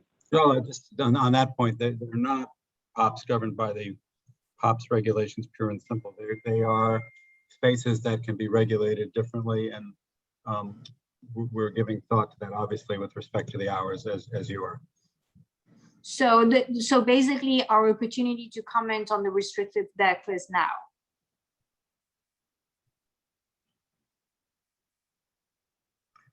I think in terms of if the community board has a perspective on operating hours for the terraces, that's something that could be included as part of this review for consideration by city planning during the ULURP process. Okay. Because that will ultimately be codified in the restrictive deck and special permit. Okay, but just to be clear, this is the ULURP process, right? There's not going to be an additional ULURP because it's being reverted to the city. Like this whole ULURP ownership transition is not going to trigger any other level of review, right? No, this is everything. This is it. This is everything. Okay. Okay, so Mike, I think that it's fair and prudent to say that, you know, basically this is our opportunity, and you know, I think we should take this opportunity to comment on the use of the space and the hours of operation, the way we typically do for POPs. Are there any other questions? Clayton, you have your hand up. Hi, me again. Sorry, guys. So that introduces a whole new bag of big mealy earthworms because there's so much there. You know, I think about the POPs, the completely failed POPs at 34th, between 33rd and 34th, adjacent to 8th Avenue, the one that is elevated. It's gone through just so many iterations and reincarnations and let's try this and let's try that and security problems and all kinds of stuff. No, people don't know it's there and it's a mess and always has been. It's gotten slightly better over the years. It's visible from street level. This isn't. This is even quote unquote worse. So I have extreme concerns and questions about the fact that this, in many ways, wonderful new public space is not at street level. And I obviously understand the limitations, what you're dealing with and what you've tried to solve. So I'm not trying to say that, I mean, clearly this is the maximum amount of square footage for public space that can be done given what you're doing. But my question is really for my committee members, because I am really struggling with this. It is a great space in many ways, but how will people know it is there? And furthermore, if it's not actually even a POPs, and if the regulations and restrictions on it are completely up to the property owner, I mean, with this thing closing at 9 p.m., or I don't understand how this is going to feel like a public space. We did not get adequate answers last time as to whether or not the applicant sought to reserve the right to have private events in this space for the office tenants, for example. So that's just, there's so many unknowns and there is so much opportunity for this space to be privatized. And I don't understand what we are seeing that guarantees us anything. So maybe if we may just respond a little bit, Leila, if we have a moment. Yeah. I guess first, Clayton, I think, you know, everything you voice is understood by us, and we've worked really hard on these terraces and thinking about the public design here and how we can invite the public up onto these terraces and create really a world-class experience. Just as a reminder, the whole building, right, is elevated. So the lobby itself is at the same level as the terraces. It's much different than kind of an isolated, elevated public space because of all that transit infrastructure underneath the lobby and the terraces. I think it's about 50% of the ground floor is turned over to transit and public circulation already. We thought the best design solution, and one that we were kind of frankly encouraged to look at by people like Gail Brewer and other elected officials, you know, was to look at this great experience. I'd like to just have Isabel Castilla, who's with James Corner Field Operations, you know, who walked through the presentation last time, just to touch on a couple of your concerns that you articulated, because I think this is a really important point. So Isabel, maybe just a minute in response. Sure. Thank you, Jeff, and thank you, Clayton. I mean, I think we hear you and your concerns. There are always concerns that emerge out of elevated public spaces. And one of the things that makes elevated public spaces successful is to have a lot of interest, a lot of attractions, and a lot of eyes on it. So one of the things that we have done with the design is to make sure that the spaces have a variety of different uses that will attract not just the people that work in the building, which will be a captive audience, but also the general public. To that end, we're planning 2 retail spaces that will make sure that there's an attractor on the terraces, but there's also eyes on it to make sure they feel safe. Both are intended to operate throughout the entire year, so we don't have areas that are unactivated in the winter, for example. We're also planning to have an art circuit, a public art circuit that will basically encourage visitors to move through the space. So the spaces don't feel static, but there's also an encouragement to walk across for those that perhaps are not looking to linger, but mostly to experience the artwork. And we've also carefully located all of the entry points to be at very visible areas. 42nd Street having 2 extremely large staircases that will invite the public up, with seating visible at the top of the staircase, so you understand you're headed to a public space.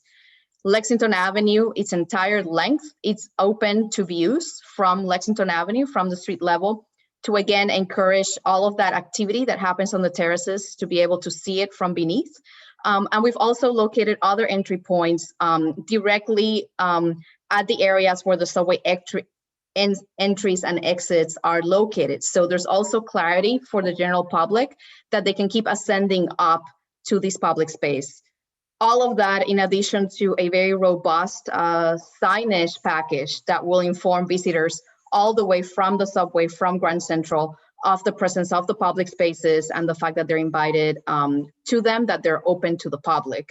And all of this is also being coordinated with the Department of City Planning. There's under no circumstances these spaces will ever be privatized or closed for private purposes. City Planning will always have eyes on the evolution of the design of the spaces and also how they will be programmed and used.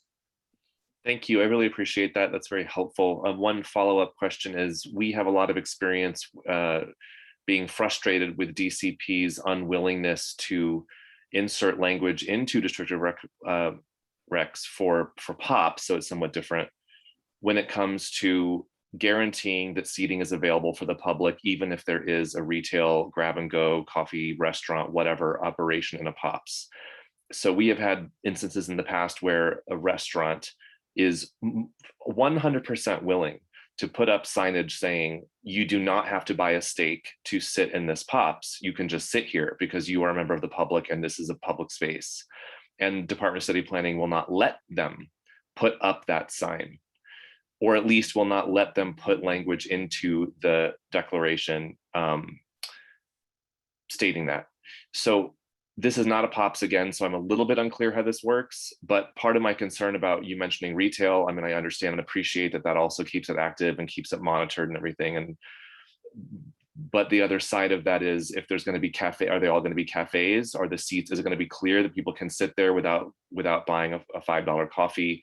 You know, what are you, I just feel like we're not really seeing, I mean, the floor plan looks great, I guess, but I still don't have an understanding experientially of, when I am on 42nd Street, how I will know what is up there, why I would go up there. And once I'm up there, if I will feel welcome to sit down, if there is a Starbucks. Yeah, I mean, so we could, maybe it would be helpful to see the perspective from 42nd Street, because we have that with the grand staircases, which we spent a lot of time with City Planning and the Design Commission developing, Clayton, including signage, thinking about how wide the steps are, how they meet the street, what the different points are that invite people up in the corners. And Isabel could talk to that for a second. Luke will pull it up. Isabel, maybe you want to just touch on that, because that's a really critical piece of all of this, for sure. Yeah, absolutely. And while Luke brings it up, perhaps we can also address a little bit your concern with seating associated with the retail spaces. One thing that we're doing is that both retail spaces actually have indoor seating that's fully dedicated to, you know, what they're selling, to those customers, and then they're surrounded by extremely ample public seating on the exterior that in our mind will be used by everybody. So the retailer will have their dedicated space inside, accessible to everyone, but then the space outside will serve the purpose of activating the public terraces, independent of what that retailer is offering.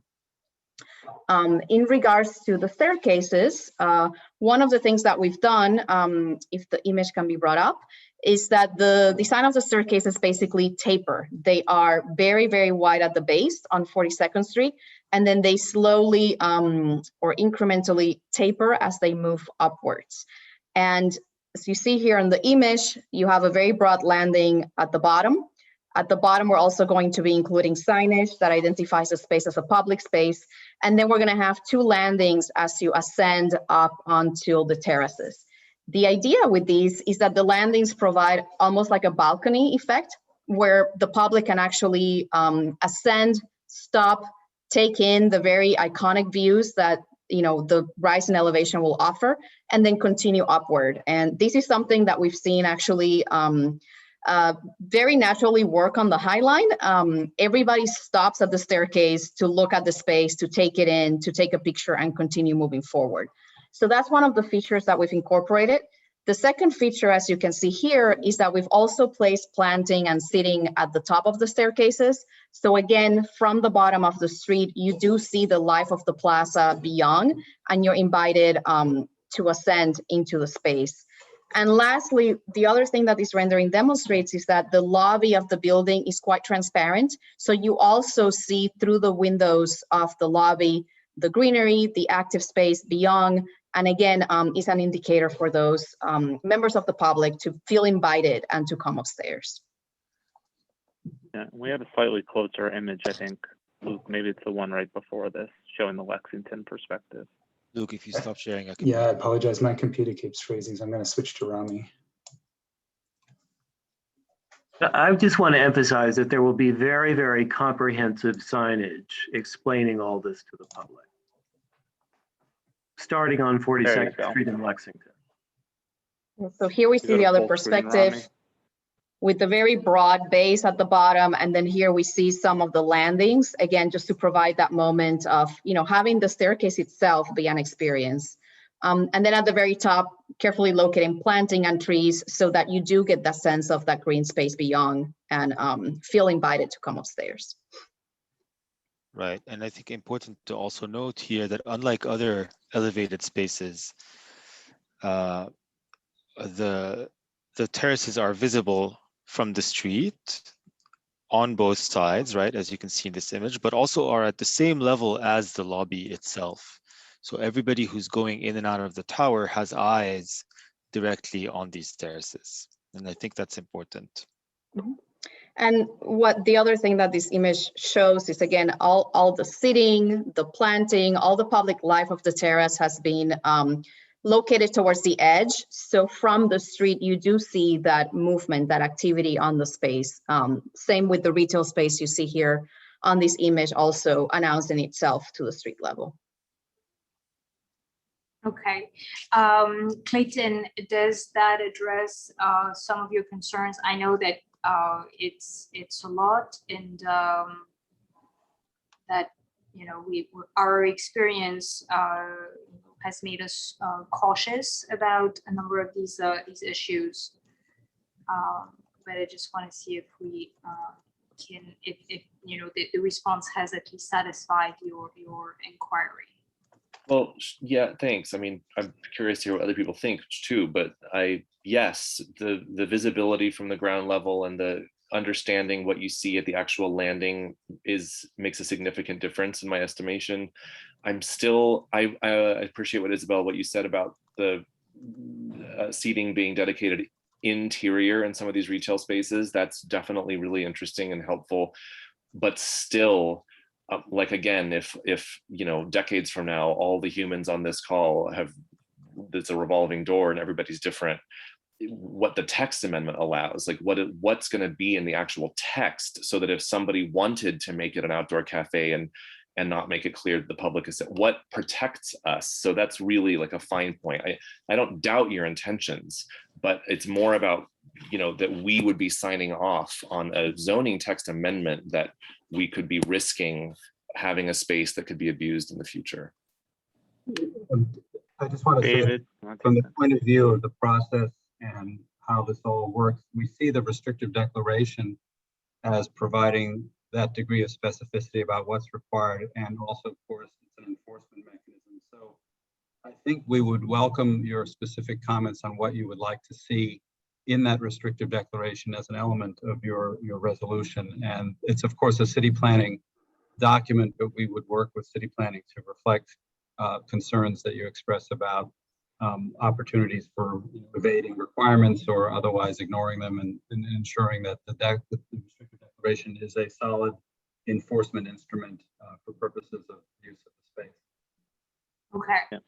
So basically, Clayton, I think that, you know, when we get to comments, when we get to actually discuss the application, we need to be very specific on what we want to see in the restrictive declaration. I think we need to move things along. We have to be mindful to the T&E members who have more applications to review once this joint application review concludes. I just want to see if there are any other questions from members of the committee, maybe on other topics. I don't see any. Layla, I'm sorry, I have one additional question. In regards to you showed the glassed-in lobby and the sight lines of, being able to see some of the park through the lobby from the street. We've seen renderings like that in the past, and I'm thinking particularly about the lobby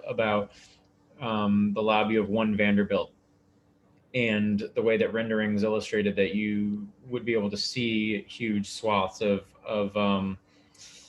Grand Central through the lobby. In practice, there's a lot of glare on those windows. I'm wondering if you've kind of thought that through and whether or not it'll just kind of end up looking more like a glass facade. Like what steps can be taken to make that actually kind of a transparent experience as opposed to glary or darkened or obstructed by elements inside the lobby? Rami, you want to take that? Certainly.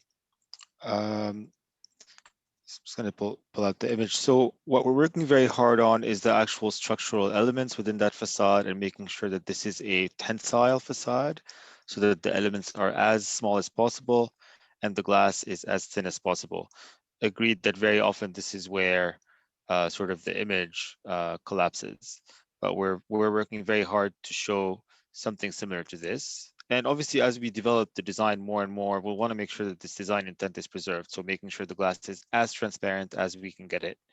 That's going to be the goal. And yes, there's times of the day when there might be glare, but then there's times of the day where you really will see through it. And that's certainly the hope. That's certainly the goal. Okay, thanks. I wanted to raise it as a very common example of where the renderings end up not being what happens in real life. No, absolutely. We're very aware of that. Along with like trees on the 80th floor, things like that. Some usually tend not to survive in the real world. For sure, and I think we've discussed maybe in a previous meeting the terrace trees and the work that Isabel's team has put into making sure that they're viable at the sizes that we're showing, and their experience from the High Line obviously has come in, incredibly handy. Yep, thank you. Thank you. I have one question of my own. You mentioned that you need a special permit for providing 10,000 square feet at the second level. You keep referring to the amount of open space at being 10,000 square feet.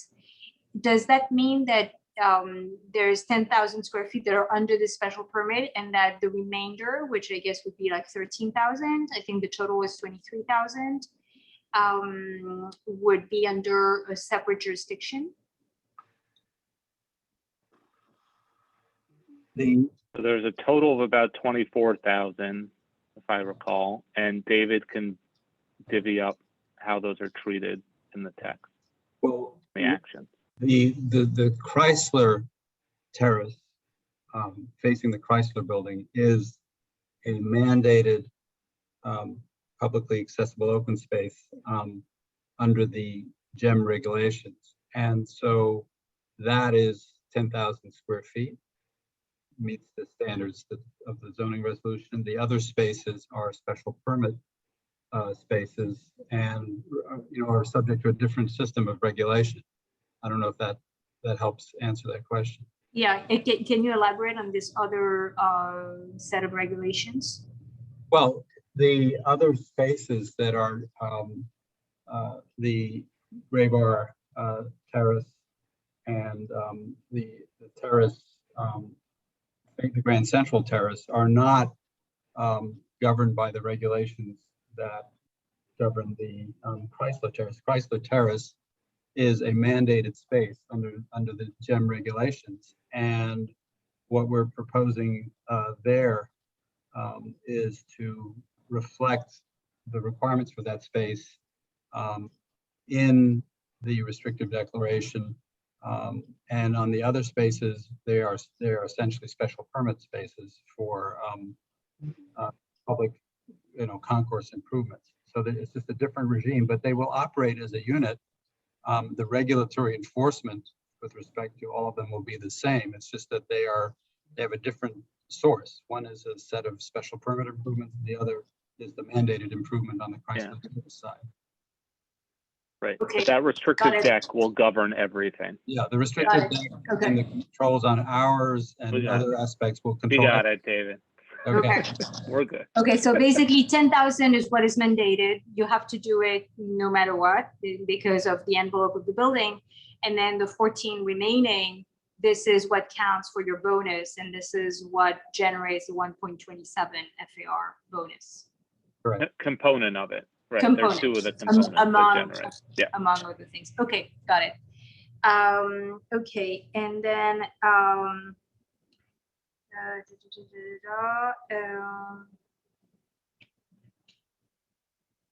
oh yeah, can you just quickly talk about the retail continuity waiver? So does it apply to 42nd or to Lexington or to both or to 44th? No, there's no frontage on 44th, sorry. Only so less it's than 42, yeah. And it is for both Lexington and 42nd? Penny, do you want to take that Go one? ahead, David. Is that how it works? Or Penny. Sure. So there's retail requirements on both frontages, Lexington and 42nd Street. And because so much of the ground floor of the building is dedicated to entrances to transit or to entrances to the publicly accessible spaces that are elevated, including stairs and elevators, there's really no space left at the ground floor to provide retail uses. Obviously, there would be retail along the Lexington Passage inside the building, but we are seeking a waiver to allow the mix of uses that are the lobbies and the transit and public space entrances instead of retail. Okay, and then my final question is about the daylight evaluation. You said that it passes for 42nd, but not for Lexington.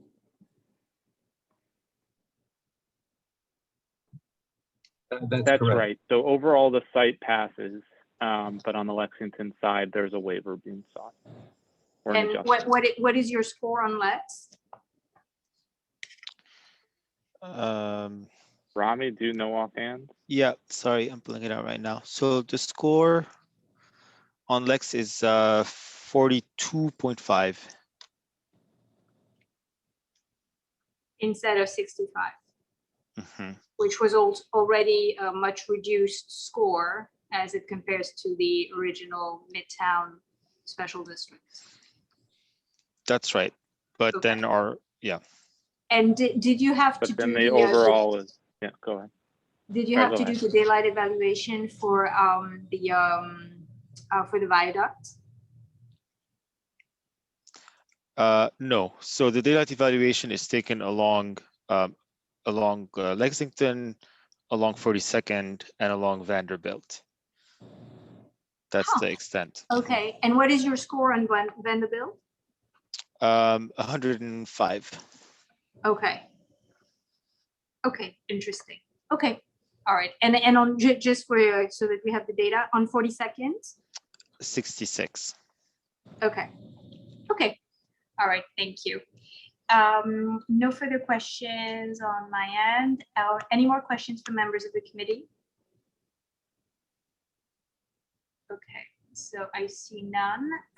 So we can move to business session. As EJ and I explained, the public session happened last month, so we're not opening up the floor to comments from members of the public, and we will jump into business session. As I said, and once again, to reiterate, please, members of the public, if you have any comments that you want to submit, we are keeping the record open until Wednesday,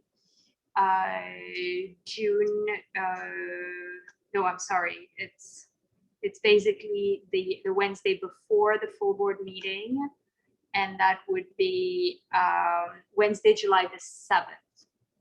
So you have until Wednesday, July the 7th to provide written testimony. Okay, so EJ, I think we're ready to move to our business session. Great. Sounds good to me also, Leila. I think at this point, we'd particularly like to hear comments from the joint committee. Obviously, we're here, two different committees with two different specialties related to different elements of this application, which are inextricably linked because the transit improvements do immediately equal a lot of the density bonuses that land use usually evaluates. I think in particular, I'd like to hear from T&E about whether about particularly what we think about the transit improvements in isolation on their own merit, and then additionally as they add up to the bonus that as a joint committee we can assess the bonus that come from them, which I believe adds up to a 4.27 FAR from the transit improvements and the public concourse improvements. My apologies in advance to the new members of the committee who may not yet be familiar with our favorite acronym, the FAR. There will certainly be orientations at some point to help familiarize yourselves with it. Anyway, but that's what I would encourage the T&E committee to bring up. Obviously, Leila, it probably makes sense to solicit further comment from land use on many of the other additional waivers as well. I from my part, I'll kick this off by saying that on their own merits, the transit improvements, as I alluded to earlier, seem to be substantial. They seem to improve the capacity of the subway station. They improve the capacity and wayfinding in Grand Central with the new transit hall. And there are a lot of pedestrian improvements at both street level on the streetscape and with the potential for connections on the terraces as well. I think what I would suggest is indicating that we think these are substantial transit improvements. I think I would particularly point out that I think as land use might talk more about this, but I think the terraces need to be, we should indicate in any kind of resolution that we think the terraces need to be accurately and specifically programmed so they can be used for some of those pedestrian thoroughfare purposes, and so that they are accessible to everybody. And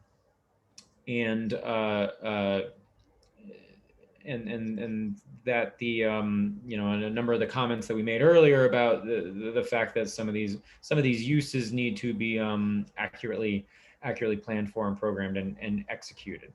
But I think that's what my general takeaway from the transit improvements on the T&E side would be. I invite anyone else from T&E to speak up, and then obviously land use as well, Leila. Yeah, so maybe a little bit of sifting through. We've had just so much information sort of like brought to us. Not that it was new, but we really need to organize that. So I would say that there's a number of special permits, I think, that are going to be totally non-controversial. For example, the special permit for a hotel, I think is totally non-controversial. The contribution to the Public Realm Improvement Fund is something that we probably favor, and we probably think it's a good idea. The LPC Harmonious Relationship report is also something. I mean, we went through that. We passed a resolution opposing this conclusion, but this is water under the bridge, and LPC had a different ruling than Community Board 5. But overall, we welcome the opportunity to comment on that. The disposition of the city property pursuant to ULURP, I don't think we have a problem with that. The retail continuity, certainly I would say that for me, it makes sense given all the stuff that they have to accommodate, the staircases, the entrances. It looks like the non-compliance is not, simply to make a vanity lobby, but, there's a public benefit justification. Now, where it gets a little more tricky, I think, is on the questions of, as EJ said, basically we have to determine whether the improvements are commensurate with the density that is being sought. That's, question number one. That's sort of like the framework of this whole text. Then there are more specific questions, including the zoning text amendment and the fact that the zoning text amendment is actually broader than the special permit itself. The other big question is, how do we feel about the qualifying site? Meaning that, in essence, they created a massive lot merger that gives them the opportunity to base their FAR, which is a ratio, which means that, it is a multiplier that applies to a base, but the base is, probably 5 times greater than the receiving site itself. So this is not what was contemplated by the East Midtown rezoning. So this density was actually never evaluated because the Department of City Planning never thought that, A, they didn't think that the site would be redeveloped, and B, they never anticipated that the site would be merged with Grand Central Terminal, and that it would be, this entire, base square footage that would be the base for this multiplier creating the density. We can get more technical. How do we feel about Dupuy Place, which is a public thoroughfare? It's been demapped, but it is nonetheless a street that it would generate density that would become private. Basically, those are the more salient questions that we have to address. So maybe let's start with the easier one, transit. As EJ said, do we believe that the transit improvements are commensurate with the amount of density being sought?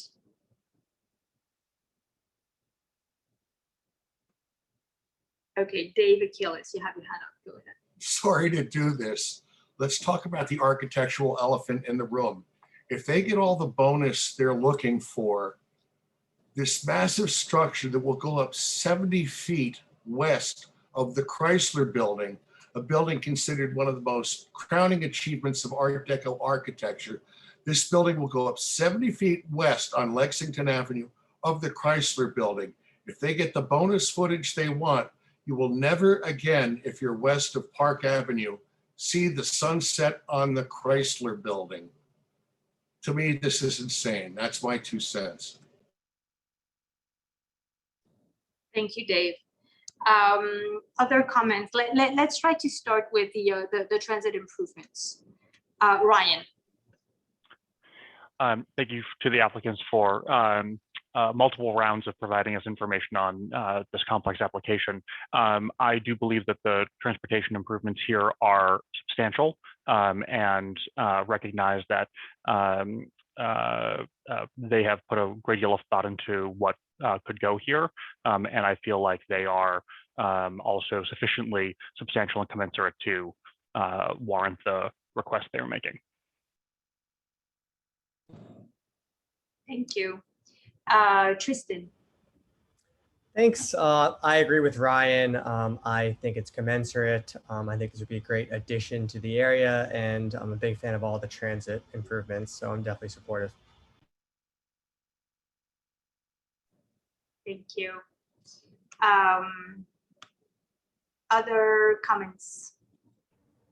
Leila, I'll simply second what you said, which is that, you know, for most of the waivers that we're talking about, like the retail, I think they're entirely justified by the needs of the site at ground level, and not, you know, not necessarily with malicious or money grabby intent. So, you know, I think, you know, once again, I support most of the waivers that you kind of pointed to as uncontroversial, specifically because they enable the types of transit improvements and interconnectedness with Grand Central that we're talking about here. Yeah, thank you. Clayton. So I agree with the way that Ryan characterized it, which is that the transit improvements are substantial, and I love dreaming about having them.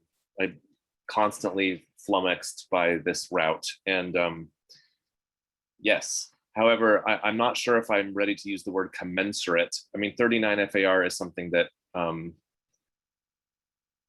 mean, it boggles the mind. Leila, to your question about the receiving site and the lot merger, you know, it's really tricky. I just don't know how I feel about that, which is the way that we got to this FAR. The Depew Place thing in particular totally rubs me the wrong way. I think there's something very intellectually unsound about that. And I don't know what FAR we're actually talking about with that specific piece, but that's something I think we shouldn't be ignoring. That is an important, demapped or not, that's a public throughway. And I don't quite, that part, we should be wrestling with that more. It doesn't make any sense to me. But in general, the actual work that's been done in envisioning the transit improvements, I also am very supportive of. I'm just not sure if I'm ready to use the word commensurate. Thank you, Clayton. Aaron, you have your hand up. Go ahead. Thank you, Leila. Just to sort of building upon Clayton's comment, I agree. I was very impressed with the level of detail that we received tonight in terms of the very specific metrics. I think they addressed some of the concerns and questions we had. So it was great to see that detail. I agree that the improvements are very, very positive, but again, I think I fall short of, I just hesitate slightly in saying that it's definitely sort of reciprocal to what we're receiving in return with what's getting built in terms of the FAR. So I think, again, just hesitate to say that commensurate or, you know, but I definitely love the detail. And I share some of the concerns on the inability to sort of regulate potential future challenges with the public space area. I think, you know, obviously the wording we put in that is very essential, but, you know, sort of agree with the comments we made on that.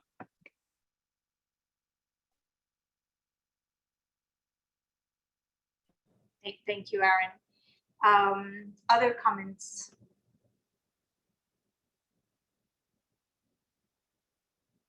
Okay, so seeing, sorry. Mike, go ahead. I think the transit improvements are important. I also see that the qualifying site is very large, so it could be something more done with the subway platform itself. But as for the other things, I still want to make sure that the text amendment says that it's only for 2 zoning lots as a qualifying site and not any more than 2, so that the Grand Central terminal is locked in and not snaking around the super block. And what else? I'm okay with the 10 years waiver for 10 years to build. And yes, the public, what do they call it? The restrictive declaration, I think, has to be very specific about what it says about hours, about seating, about lighting, security, maintenance, all of this, so that because I'm not sure how we go back if they violate it. I'm not sure how an enforcement works with that. And then lastly, the public design portion, yes, all the glass, lobby glass handrails along the staircase, along the terraces on both sides, Grand Central and Chrysler. Hopefully the glass will be clear. Again, I'm not sure what to do about enforcement if it's not, but so those are my thoughts. Thank you. Chris Clark. I'm not necessarily saying anything super new, so I'll be brief. I do like the transit improvements a lot. I think that they are really fantastic that the capacity is expanded that way. I would also stop short of calling them commensurate with what the developers are getting in return. I have a lot of concerns about the FAR, as a lot of people have mentioned. I feel like the qualifying site is just, the way that it's drawn is very dishonest. And we are paying a heavy price, as Dave pointed out, for the amount of density that's going up, blocking such an iconic building, the Chrysler building. Also concerned about the POPs, that's not a POPs, and support what folks have said so far about just trying to be very specific in what we put out for our requirements for that space. And then also to speak to the accessibility of that space, I am concerned with the stairs not being accessible to folks in wheelchairs or with strollers, or, I mean, in high heels, for whatever reason, they might not want to walk up stairs. If the idea is to make it clear to everybody who's passing by that this is a public space, having to go, around the block, around the corner to find an elevator or pass through an office building to get to an elevator, that seems counterintuitive and counterproductive. So those are my 2 cents. Thank you. Matt, you have your hand up. Go ahead. Just very briefly to register my agreement with that. Basically, just everything that Christopher just said. Thank you. Other comments? Andreas. Yeah, I mean, from an urban standpoint, obviously it's a massive building. It's very unusual with that high elevated plaza. It's unusual for New York City, of course. I worry a little bit that less attention seems like it's given to the street level.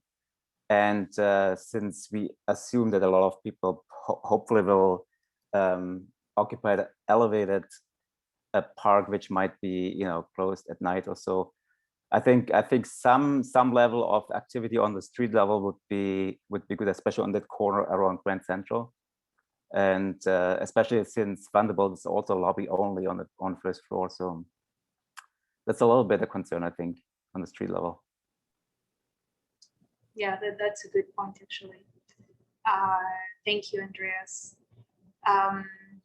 Other comments?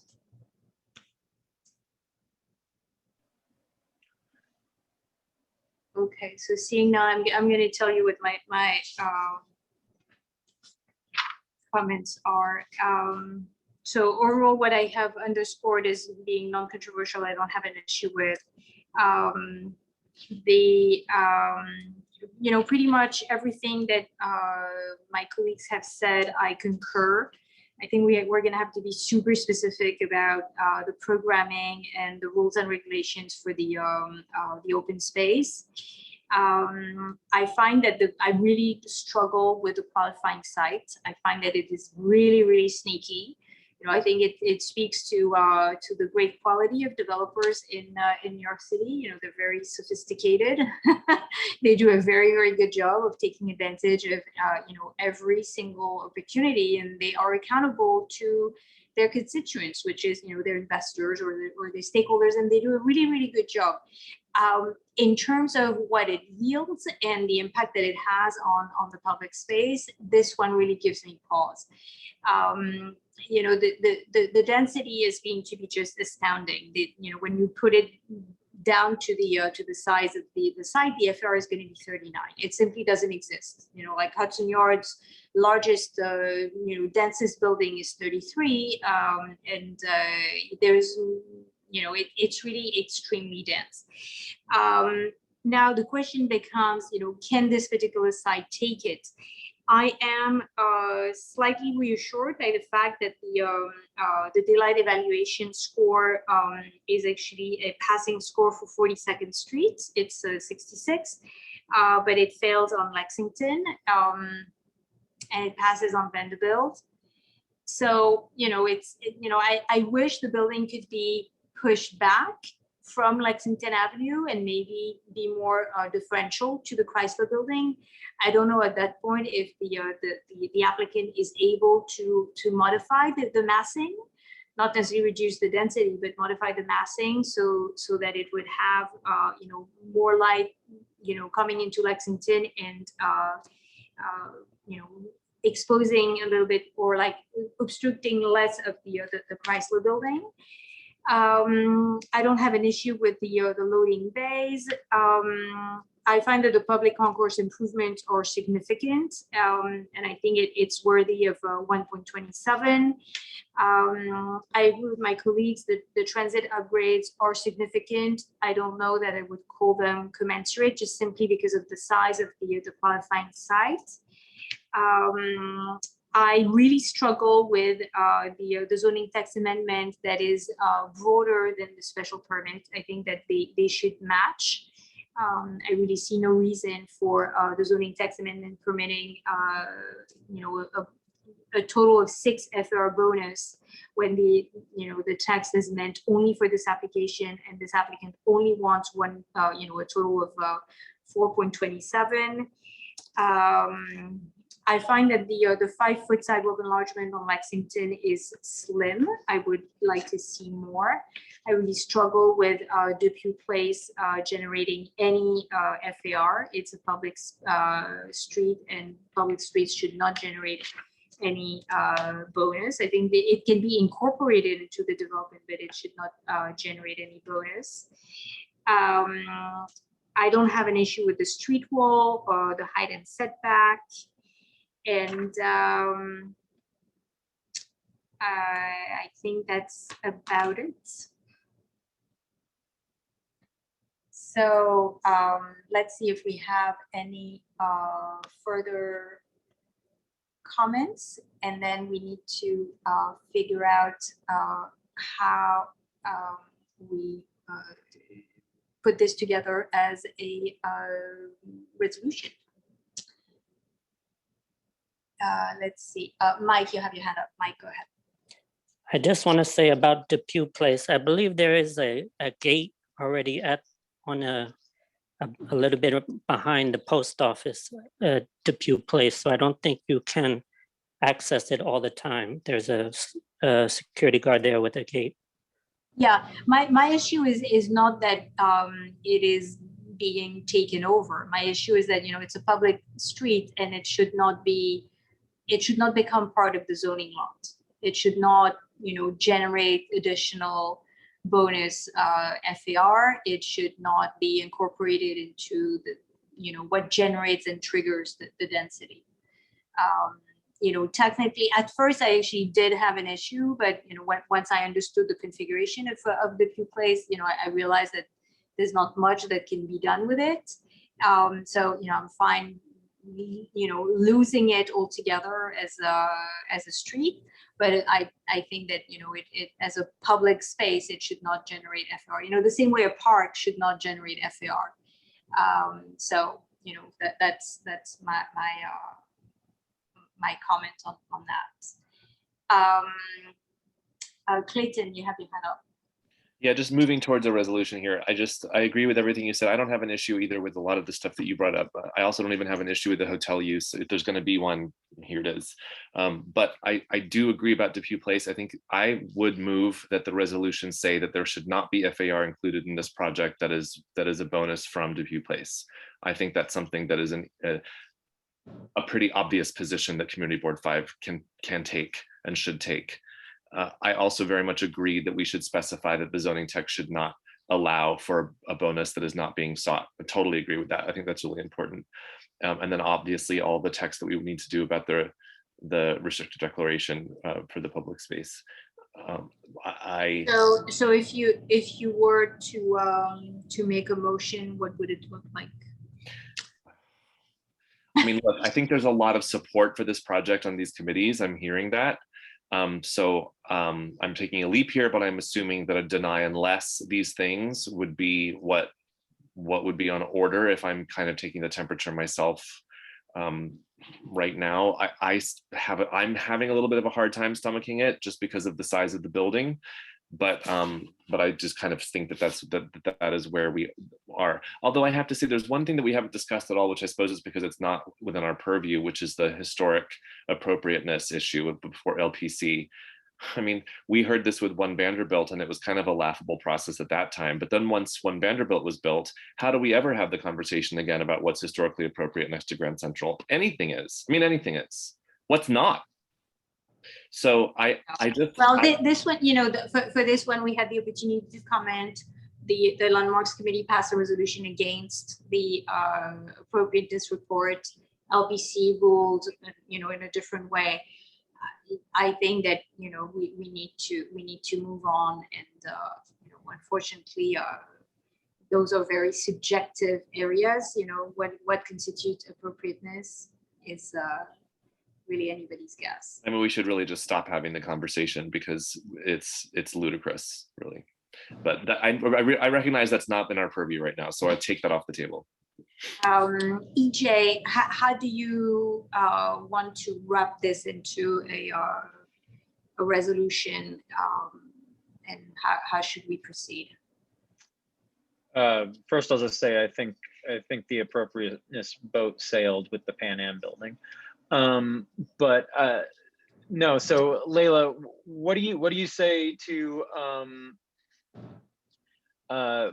potentially like something that is either support with conditions or deny unless, which, you know, I could kind of go either way on. You know, deny unless is a fairly common tool that Community Board 5 uses to indicate support, but with stipulations and under certain conditions.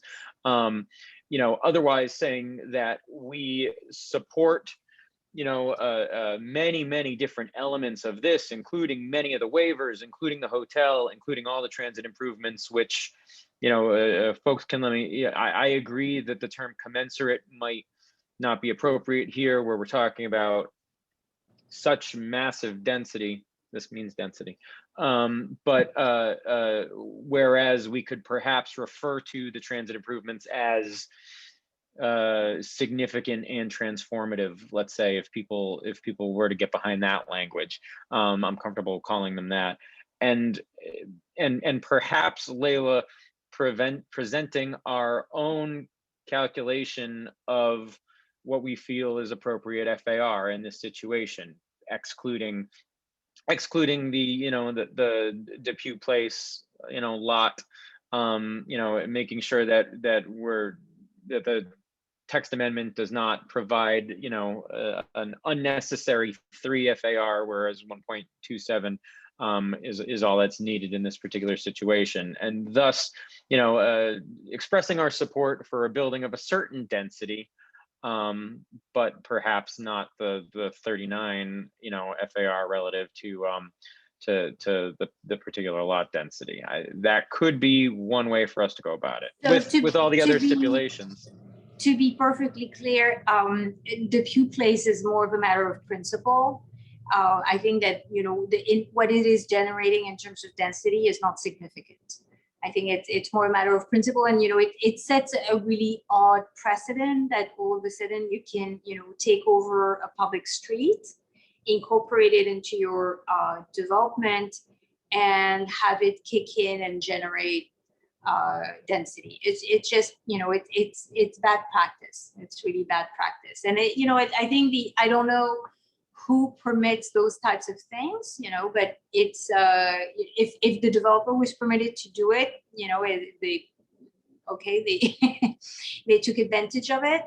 I don't know that removing the Depew Place would really change the density of the building. I think changing the massing of the building would be you know, a worthy suggestion. You know, if the applicant is able to change the massing of the building at that, you know, point in the process. And so, if I hear correctly, there's basically, the deny unless or conditional approval. In terms of the, what is the deal breaker? I think that if I hear correctly, it is really the way this zoning text amendment is phrased that is the deal breaker for members of our committees. I think that the transit upgrades, we all feel, whether they're commensurate or not, I didn't hear anyone say that, it's a deal breaker because it's not enough.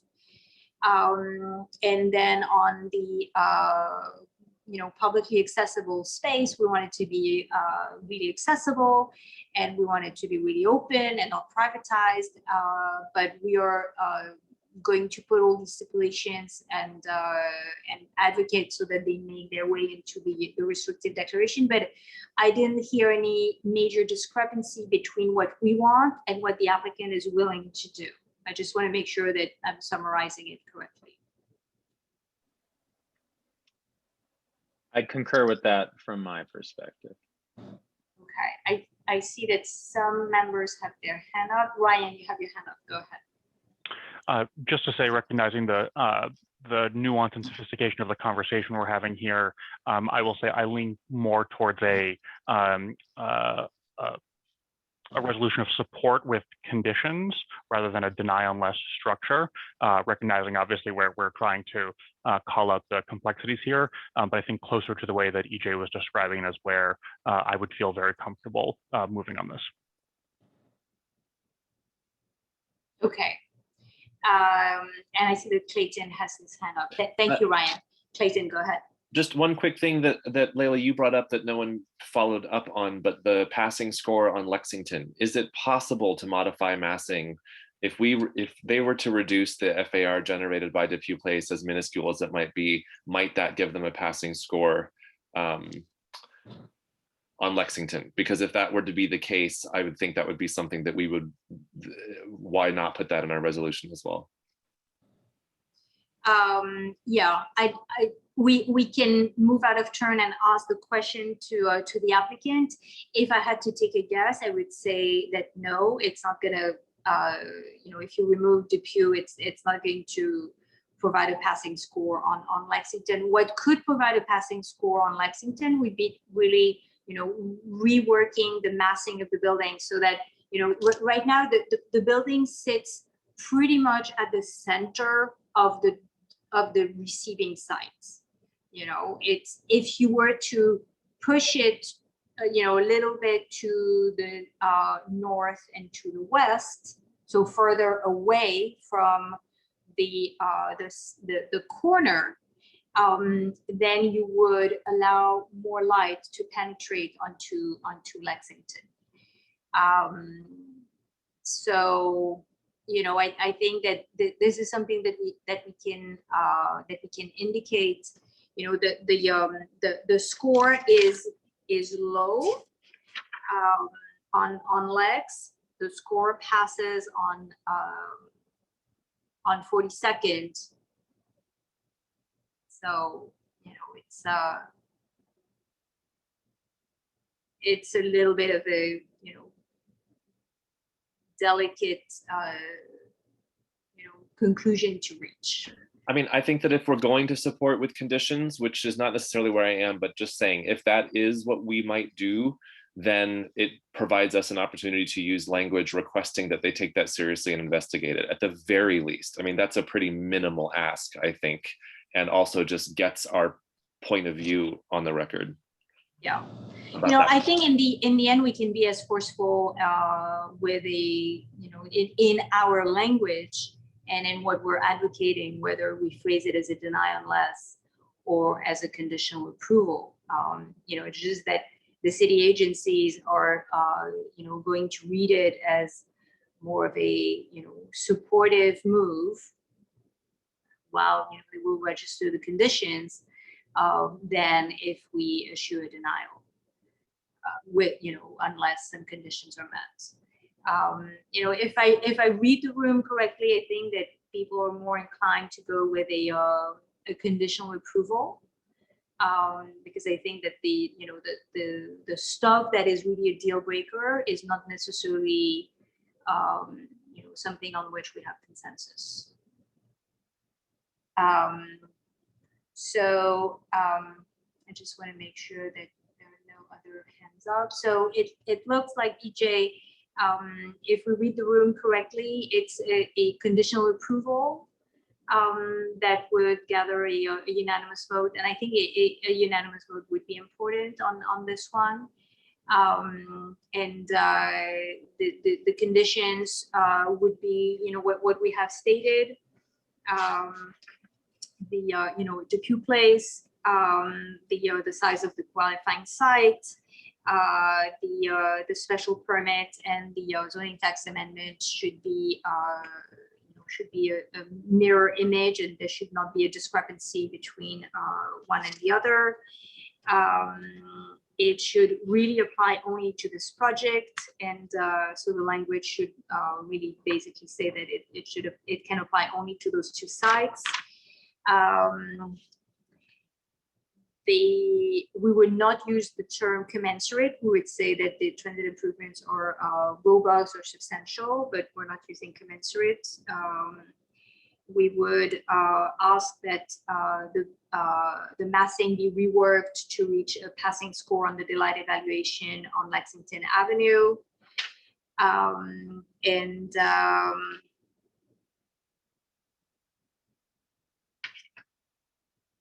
And I think that's it, right? And the restrictive declaration. And the restrictive declaration, and basically, asking that all our recommendations on the open space be incorporated into the restrictive declaration, and that it would include what Mike said, hours of operation, sanitation, security, maintenance, lighting, programming, no private events, and all of that good stuff. So that would be the motion.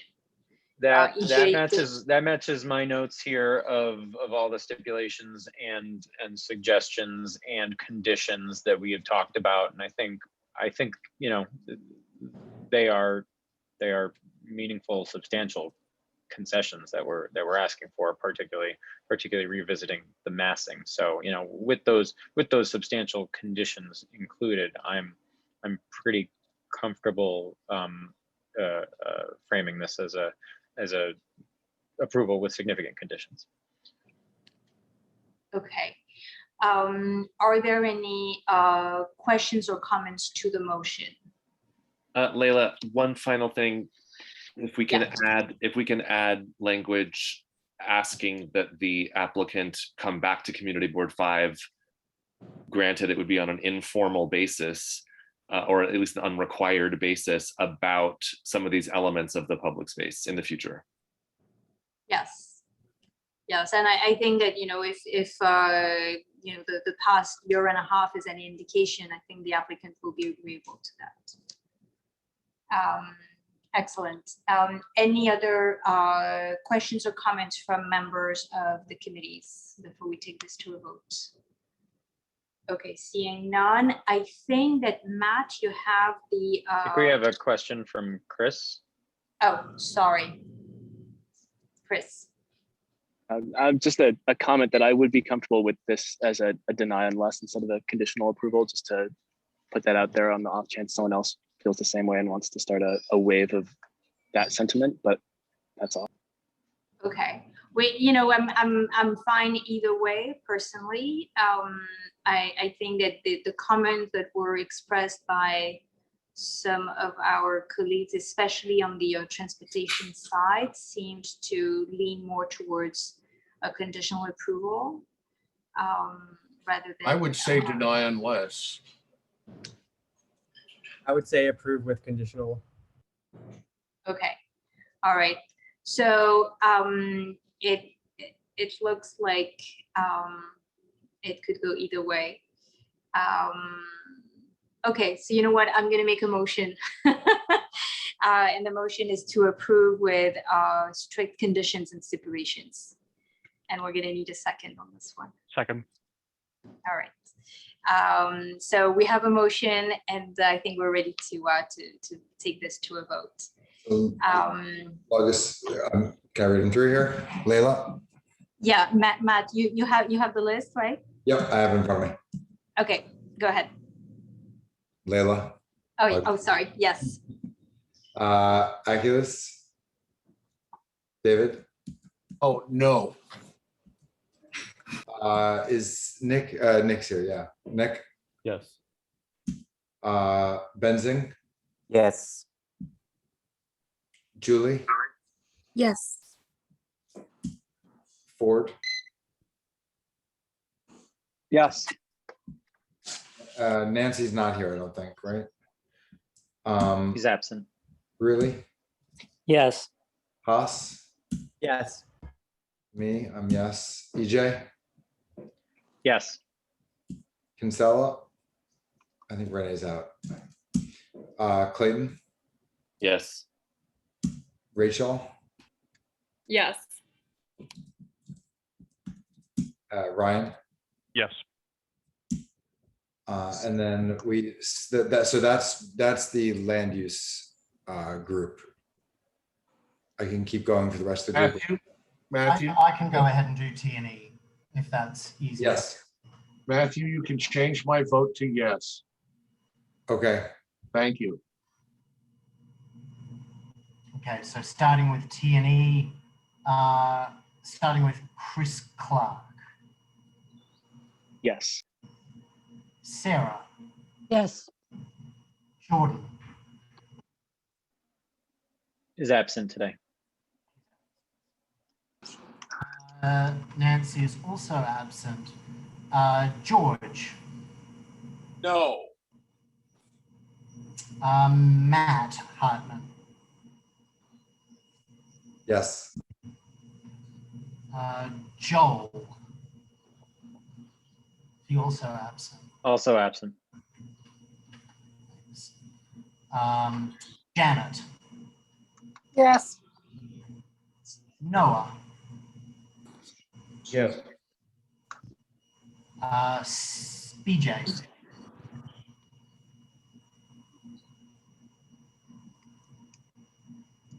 BJ absent. Appears to have left. Okay. And Simon. Yes. Pete. Yes. And Ryan. Yes. Wait, CJ is here.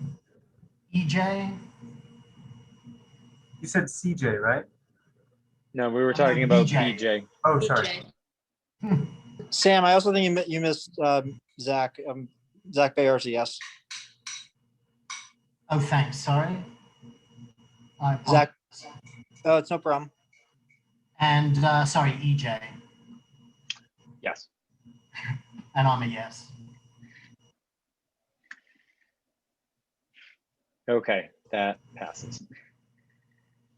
All right, motion carries. Thank you so much, guys. Thank you, T&E, for letting us crash your meeting.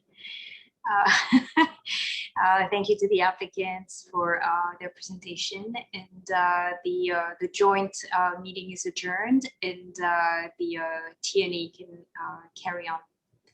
Have a good evening, everyone. All right, good evening, Lila. If you are land use and not T&E, you can leave. If you are on T&E, our night continues efficiently. Thanks once again to the applicant. So, cognizant of the fact that we're at the 2.5 hour mark, we will try to be as efficient as possible. I want to quickly cover a little bit of T&E only housekeeping, and then we will move on to the final presentation of the evening. First, I want to give a very brief update on action that Community Board 5 plans to take related to the Port Authority bus terminal replacement project. Last month, we got a presentation from the Port Authority on the scoping of the redevelopment. We did not take action at that time. The preferred alternative seems to align with much of what the Port Authority has been communicating and aiming towards for the last 4 years, with considerable community engagement and planning in an official and unofficial basis for the last 4 years.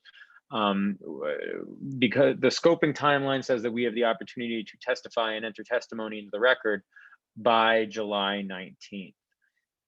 Our conversation and questioning last month revolved around a lot of the same issues we have traditionally brought up, which Community Board 5 has actually already formally adopted into a position in November 2016.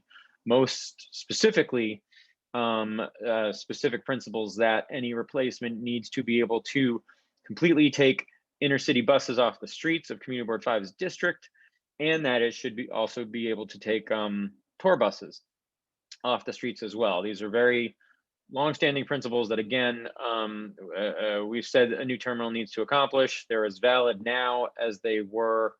They're as valid now that we've seen a scoping plan as they were when we adopted them as CB5's official position on redevelopment in 2016. So we'll simply be adapting those principles into testimony based on that existing position that we end up entering into the record, and we'll be doing that by July 19th. One other thing we wanted to update on was our ongoing effort to codify the board's position on traffic and bike enforcement issues, which are really a perennial concern every time there's any kind of street reconfiguration or bike lane installation in the district, like the one that we are likely just about to hear about on Fifth Avenue. We mostly have addressed this in the past by begging DOT and NYPD to do more to educate and enforce, in each resolution. But we have for several months, as we keep talking about at this point, been working in a small offline team or task force to engage electeds, engage the community, and begin working towards a more comprehensive policy. We have some plans to arrive at this in the coming months, so that our assessment of projects can come with some kind of comprehensive policy or standard attached to them. In the meantime, obviously, there will be one or two projects like Fifth Avenue, which we're about to hear about, that will come before us before we have that kind of policy adopted, and which we will need to continue to assess in a little bit more of an ad hoc basis, but with the context that we are working towards something a little bit more comprehensive. So, I ask for your indulgence in terms of addressing things in an ad hoc manner, like this Fifth Avenue application over the next couple of months, but we're working towards, something that we can adopt as a policy across the board. To talk a little bit about the plans for the coming months, Noah, not sure if you wanted to speak very briefly about what the small team has planned here, just to take a couple minutes. So we met last Friday, me, Joel, and BJ, and we selected a number of projects that DOT has brought to the board since 2017. And we will be sending that list out to the committee probably tomorrow or the following day, along with a list of questions that we wanted to ask to the DOT, along with a certain number of data points for each of the projects that we selected. And the plan, I think, is for in our next committee meeting, which is the end of August, after the summer break, for us to talk about and kind of create a more comprehensive plan on what we will hopefully pass in our September or October meeting. We're not sure how long that's going to take, but we're hoping that we can kind of come together and finally pass a more larger plan, as this has been something that's been, happening since the beginning. And we're trying to fix that, and we hope that this plan can help us do that. So check out your emails in the coming days, and we're looking forward to having to talk about more in August. Thank you, Noah. So yeah, we wanted to provide that update, particularly because as we assess every bike lane resolution, we end up adding in stipulations about enforcement and education, and we'll likely have to, if we take a position tonight as well. But wanted to let everyone know what is coming potentially with that readout or report that DOT has agreed to provide in probably our late August committee meeting, and hopefully that leading up to some type of position that we could adopt in our late September committee meeting. So wanted to set that stage before heading into our last presentation and issue to discuss for the evening, which is a presentation on a Fifth Avenue complete streets reconfiguration from the City Department of Transportation. So I want to say thank you to DOT for your patience up to this point. And at this point, would like to turn things over to DOT for a presentation here on their plans for the immediate future, as well as perhaps longer term, which they might be able to explain what we're looking at tonight and what we should maybe discuss. Thanks, EJ. And thanks for having us here tonight. Thanks for fitting us in. I know you guys have a full agenda. I'm Kimberly Rancourt from the Manhattan Borough Commissioner's Office of DOT. And I'm going to run through our presentation, I think, fairly quickly, especially given the time. And we do have folks from our bike team and our transit team on as well. Just to give you, I can go ahead and share my screen, I believe. Okay.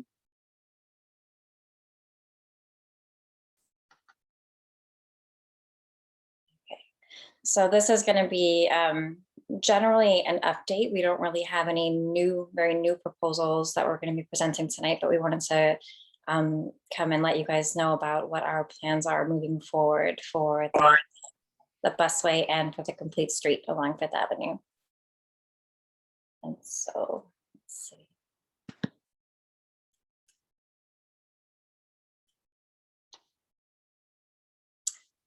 So as many of you may recall, last year we presented a proposal to install a busway and complete street on Fifth Avenue in Midtown, which would allow only buses, bikes, and emergency vehicles to travel through on Fifth Avenue from 57th Street to 34th Street. And it would allow all other vehicles to access the individual blocks along the corridor, but from the side streets, but each vehicle would have to make the next available turn onto the next block. So they'd only be able to come on for about a block or two, depending. And along with that proposal, we also proposed to install a painted sidewalk extension, protected bike lane, and pickup drop-off space along the east side of the street. So those are two sort of elements that are really tied very closely together, the busway restrictions and the bike and pedestrian improvements. But I think it's helpful to understand that their implementation is actually quite different. So unlike a lot of locations where we've installed busways along the city, in this case, we already have bus lanes marked on the ground on Fifth Avenue. So the changes would really be about installing new signs with new restrictions along the corridor. And then the bike and pedestrian improvements, we don't have those in the ground. So those changes would be new markings, which means a different kind of implementation and a much longer timeline really to get that in the ground. And so I'll talk through each of those. And starting with the busway restrictions, throughout the pandemic, we've been monitoring bus speeds and traffic patterns along the corridor and throughout the city, really. And so we've also been evaluating potential modifications to that initial proposal, taking into account the feedback that we heard from stakeholders after we presented that initial proposal, and then also the sort of changing traffic patterns due to COVID and just sort of the unprecedented impacts that we've seen. And so some of the potential modifications to that proposal that we're looking at are turn restrictions, modifying some of the locations where we'd have required turnoffs, time of day or seasonal restrictions, and changes to curb access. So we are planning to conduct additional outreach over the summer, and I'll get into a little bit more detail on that in a bit. But we are hoping to implement some of these busway restrictions in September, anticipating increased congestion and slower speeds once people are returning to the office and we have full in-person learning in our schools, and also, of course, the holiday season, which is always very busy along Fifth Avenue. So just looking, kind of, we'll get into the details of the bus speeds and other traffic issues at our upcoming outreach sessions about the busway restrictions, but just to give kind of an overview, this chart shows the average bus speeds by week for local and express buses since last fall. So in general, buses have been traveling faster along this corridor than they were before COVID. And we did see, you can see kind of in the chart around here, there was a dip around the holiday season last year. That's pretty substantial. And then since then, it's been fairly flat. We are starting to see, or we do see some declines over the past few weeks that could be potentially related to more opening. Of course, it's too early for us to be able to say exactly what's causing those changes or if they'll stay. But we do expect that, maybe not over the summer when we tend to see lighter volumes generally, but by fall when we get those people coming back to work and back to school and just the regular fall volumes, we do expect to see some more slowing there. So looking at the complete street design portion of this, the bike and pedestrian improvements, we've been refining this plan and hope to move forward with these changes this summer. So we've had long-term support, including from the community board and elected officials for a protected bike lane on Fifth Avenue on this stretch in Midtown. And we have seen even more biking throughout the city during the pandemic, and we do expect pedestrian volumes to continue to pick up. And so in this case, implementation, as I mentioned, is longer. So we're hoping to start this summer so that it could be completed by the fall. And also noting here that we know that there is interest in expanding down to the existing protected bike lane at 23rd Street and up to the new protected bike lanes at 61st and 62nd Street. Those portions, so those phases are in development, and we plan to come back to the board in the fall to discuss those. Although some of them, like north of 59th Street, would actually be outside of CB5. Sorry, I'm on 2 devices as usual, and so before, just a note about the bike ridership. Before the pandemic, we did see really high ridership on Fifth Avenue, the highest of any Manhattan corridor without a bike lane. And then during the pandemic, just some of the numbers, we've seen 30% increase in weekday East River bike crossings, and also 66% increases on the weekend. So our proposal, should look familiar for many of you who were here last August, where we did present this cross section, which is essentially moving from the west, the 2 existing bus lanes along the western curb. Existing, we have a travel lane next, so that travel lane would be maintained. Then we would have a pickup and drop off lane to accommodate that activity that's occurring along the corridor now, a buffer, bike lane, and a painted pedestrian space. Looking at that same design, just from the plan view to get the overhead view, you can see the same thing, that from looking from the top, we have the two existing bus lanes, the travel lane, the lane for drop off and pickup, the bike lane, and the pedestrian space. Looking a little closer, just what that means at a more detailed level.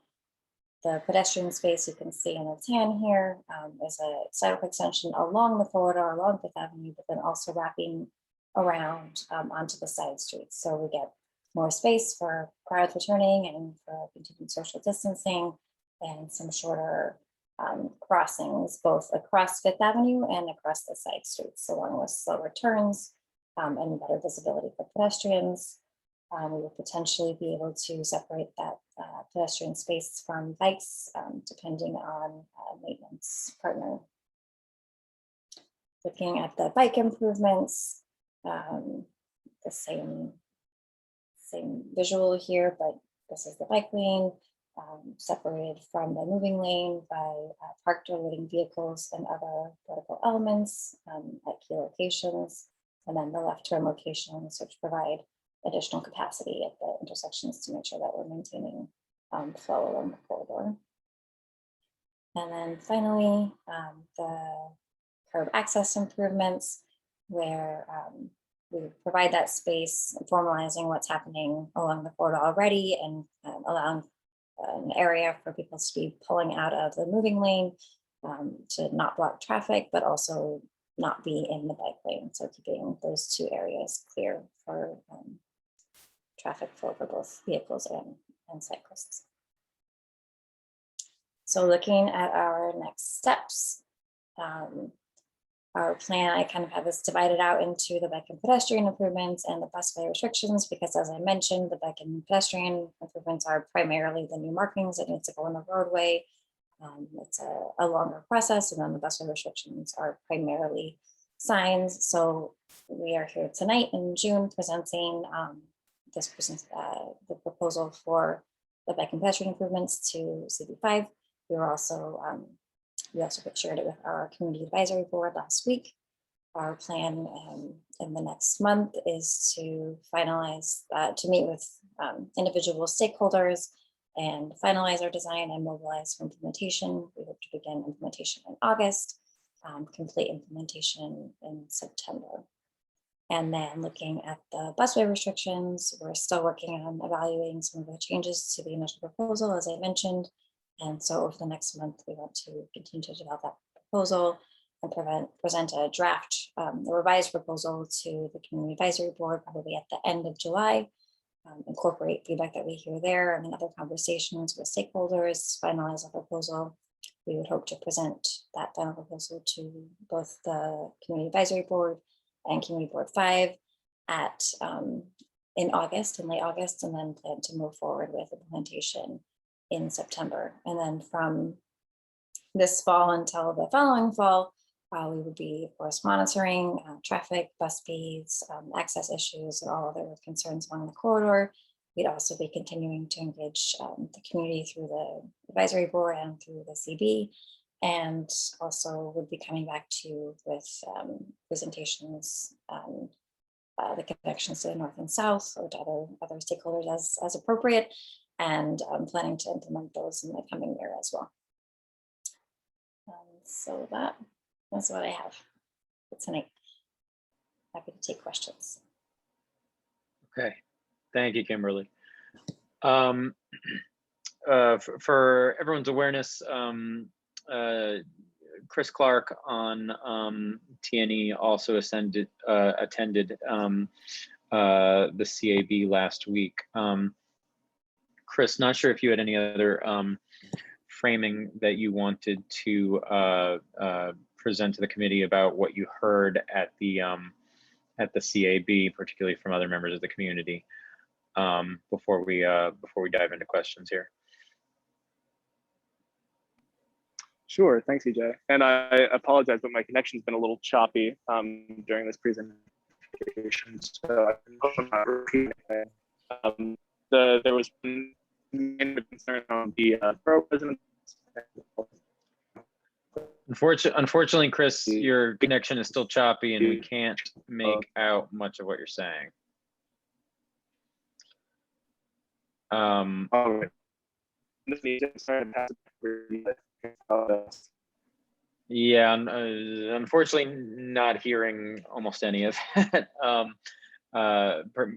Maybe you can dial in via the phone line instead, but definitely want to hear your report out.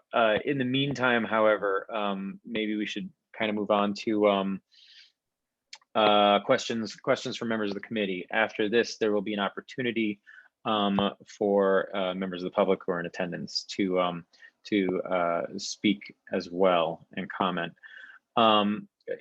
Kimberly, just before we get started, I just wanted to check in on this timeline that we're looking at here. Obviously, you're sort of separating out the bike and pedestrian improvements accomplished via new markings from the busway restrictions, and you're planning to come back to us about the busway restrictions. Would it be accurate for us to plan potentially on weighing in on the bike and pedestrian improvements today, as you know, as you've indicated, June 2021 here, and waiting to weigh in on the final busway restriction configuration until August? Yes. Okay, thank you. I mean, that having been said, you know, I presume by engaging us here and talking to the community advisory board as early as you are, that you're essentially open to some collecting feedback between now and then as you develop the final busway restrictions. So like for example, if we included suggestions and requests, you know, for the busway, you know, tonight, it has a better chance of being incorporated than if we, you know, simply bring it up late in the process in August. Yeah, I think that makes sense, because we are planning to have a community advisory board meeting next month. So anything that comes, I guess, from the committee could also be shared there, since you guys will have representatives at that meeting. But just because of the timing, and because you don't meet in July, we wouldn't come to this committee until the end of August when we meet. So yes, I think anything that you want to share tonight or collect in advance of that July meeting or after that July meeting as well, because we'll share like an updated proposal at that time. But I mean, I will say feedback is welcome and helpful, but just also keeping in mind that we don't have a updated proposal to get specific feedback on necessarily. Right. So I think what we're facing here is you know, taking a position on a concrete proposal around the bike and pedestrian improvements tonight, and not able to take a position on the busway because there is no updated proposal yet, and there won't be one until we meet again in August 2021. So, you know, in essence, except for making suggestions, we cannot essentially weigh in on any specific busway proposal. To note that thank you. If it's helpful, the presentation that we've been giving, our presentations to community advisory boards have been posted on our website as well. So after our meeting with the CAB in July, that could also be shared with the committee for additional review. Okay, thank you. With that, would like to open things up to members of the committee to ask questions, and we'll start with Noah, who has his hand raised. Sure. Thank you very much for the presentation. Can you please go back to the slide about the bike treatments along Fifth Avenue? Yeah, right there. Like cross section or a plan view? The plan for like markings. I think it was slide maybe 10 or 11. Yeah. So are there any plans for any like permanent bollards between like the actual bike lane and I guess the lane of parked cars, or is it right now just going to be the paint? So we don't typically put vertical delineation when we have some form of parking or loading, separating moving vehicles from bikes in protected bike lanes, because those vehicles are intended to serve as the protection. there are potentially some locations along this corridor where we might add some, but typically we wouldn't do that for a parking or loading protected lane. Okay. And then I just had one more question. So if I got this right, there aren't going to be any changes to the number of actual dedicated bus lanes. It's still going to be 2 dedicated bus lanes. Right. Okay. All right. Thank you. Thanks, Noah. Ryan. In your timeline slide, you noted that one of the activities will be outreach to individual stakeholders, I believe in the summer sometime. So just curious, what are some of the individual stakeholders that you are prioritizing in that outreach? We are currently setting up a meeting with the BID, I believe. Well, we have spoken with folks from St. Patrick's Cathedral. I'm sure we'll reach out to them again before moving forward with actual implementation. Open to suggestions for other ones. Those are the ones that jump off the top of my head, but I'm sure as usually after we give like our presentation to the community board is when we hear concerns or questions from folks, and then we set up meetings to whether it's on site or over the phone or Zoom at this point, to go through those questions and concerns. Thank you. Thanks, Ryan.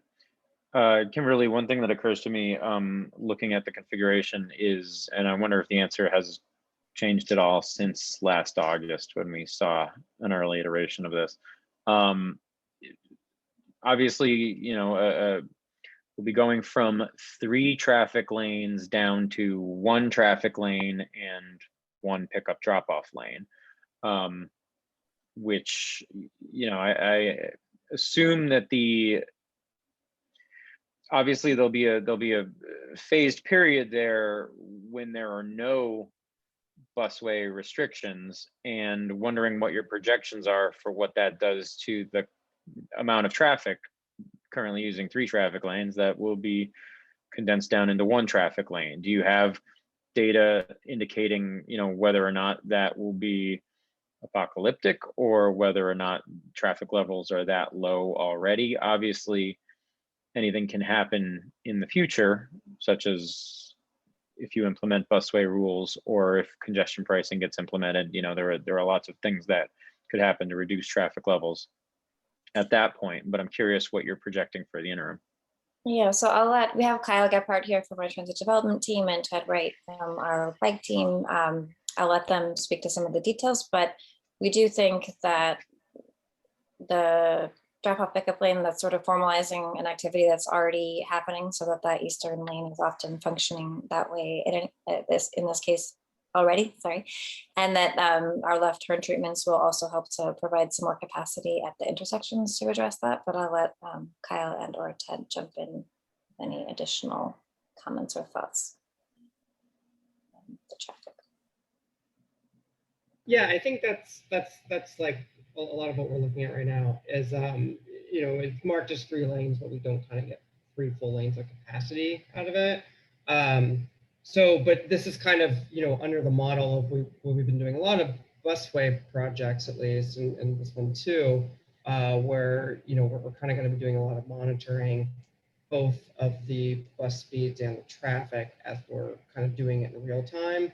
And so that'll kind of give us an opportunity to be able to really kind of put this out there something quickly, but then monitor in order to make sure that traffic is still moving. So we're kind of balancing, because as traffic is coming back, that's when we're trying to put this in, but also then monitor and seeing what restrictions we might need in order to make buses still move on the corridor.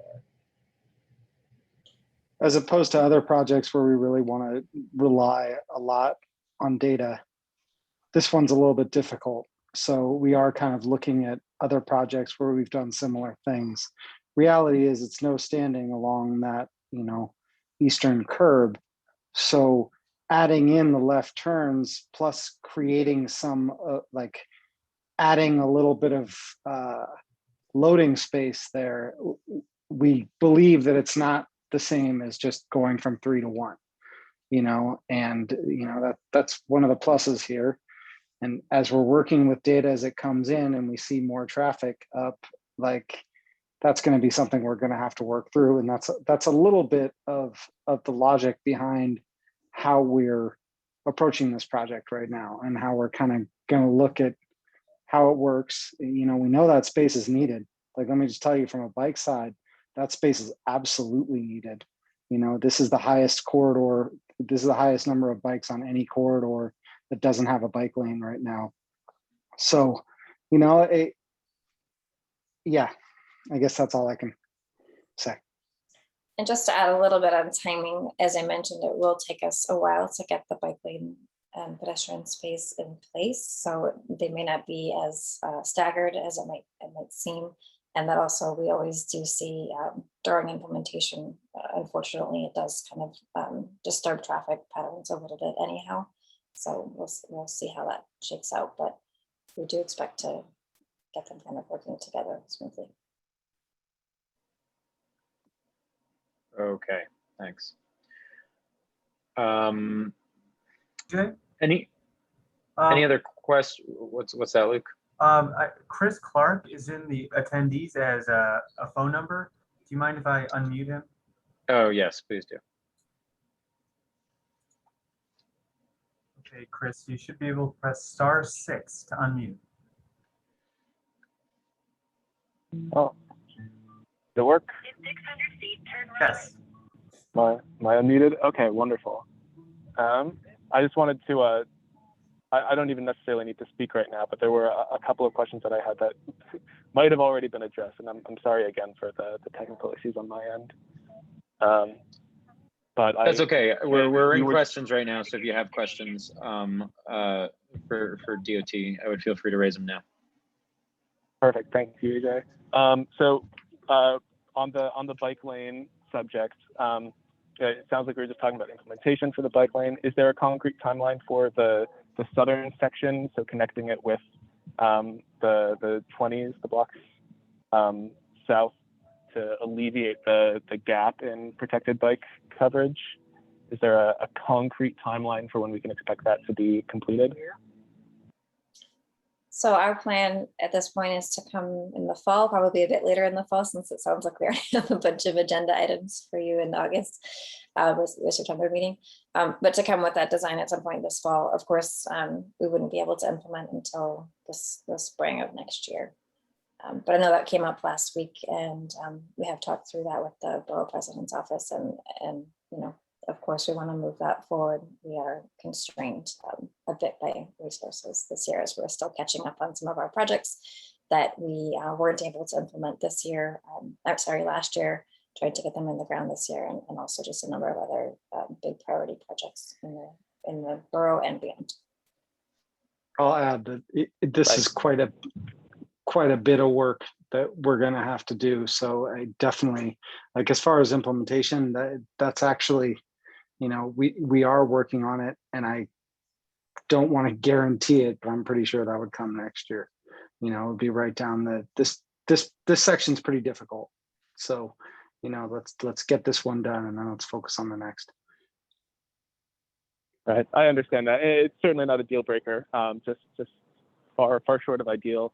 To stay on the bike lane topic, I'm curious, and again, it might have already been addressed at the meeting last Friday, the advisory board meeting. There was some discussion around the actual the physical barriers that would be in place to protect cyclists when there's not a parking lane separating them from traffic. And I believe concrete block, or granite blocks rather, were raised as one possibility that you were exploring. Is that the current idea, or has that been revised since Friday? So just to clarify, and we did touch already on the separation between bikes and moving vehicles. We would have that parking loading lane. I mean, it's loading, but we imagine that there will be vehicles in it quite frequently. So that kind of serves as the barrier between moving vehicles and the bike lane. In some locations, we may add vertical delineators to add additional separation where it seems like we needed. But the granite blocks came up in the discussion, I think, more about the separation between pedestrians and cyclists.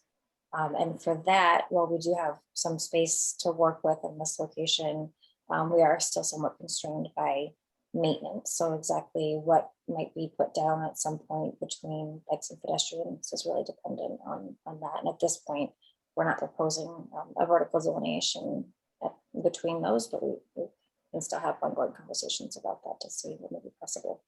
But I'm not sure that granite blocks would be the top choice in this location. It would probably be more likely flexible delineators and potentially planters if they're in maintenance permit.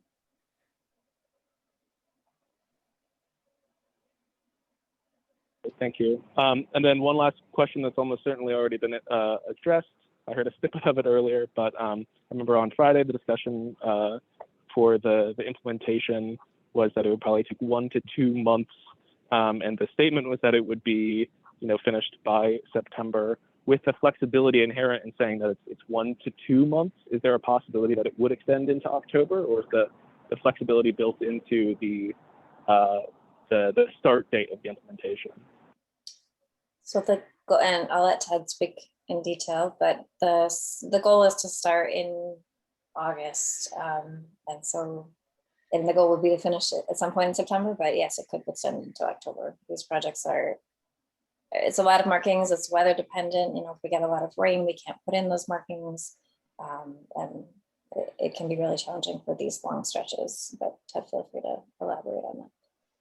Yeah, you pretty much nailed it. I would never guarantee, but the goal is to be done by October. It's difficult, on a corridor like this. I'm not going to get too far into it, but like right now, for example, our biggest contractor can't source green paint. So that changes everything, like I could nerd out for hours. If one of you guys want to email me and catch me offline walking around, I'll talk to you about it, but we'll try to be out of there by October. But knowing that it takes longer is why we are making sure we want to come to you with this portion before we've finalized our proposal for the busway. Because we only get markings until November, the marking season's over, so we want to make sure we get it started with plenty of time to finish it. Of course, yeah, that does make sense. Just wanted to check. And then the last question, again, something that's probably going to address, and I think I probably said my last question was the last, and I apologize for that. But are there any additional conversations that you have scheduled with the stakeholders on Fifth Avenue who might request specific block changes to the pedestrian or to the bike lane arrangements? Because I know that some changes have already been incorporated around the cathedral, and I'm just wondering if there is the possibility, if any blocks are sort of being kept open until you've had the chance to speak in more detail with stakeholders. Sure, I think the most accurate response to that is that we don't expect any other major changes based on conversations, but we are certainly open and planning to have additional conversations. So it may be that there are some tweaks to the design based on those conversations, but we don't at this point necessarily exclude, we don't have something left open for that conversation, but we are, and while you're off, I think I did mention we are lining up some of those conversations now, as we usually do following the community board meetings. I'll add from the implementation line and that we really hope not. This is tough to get in as it is, so we're going to do our best. Thank you. Yeah, that was all I had at the moment. Okay, thanks, Chris. Any other questions from members of T&E?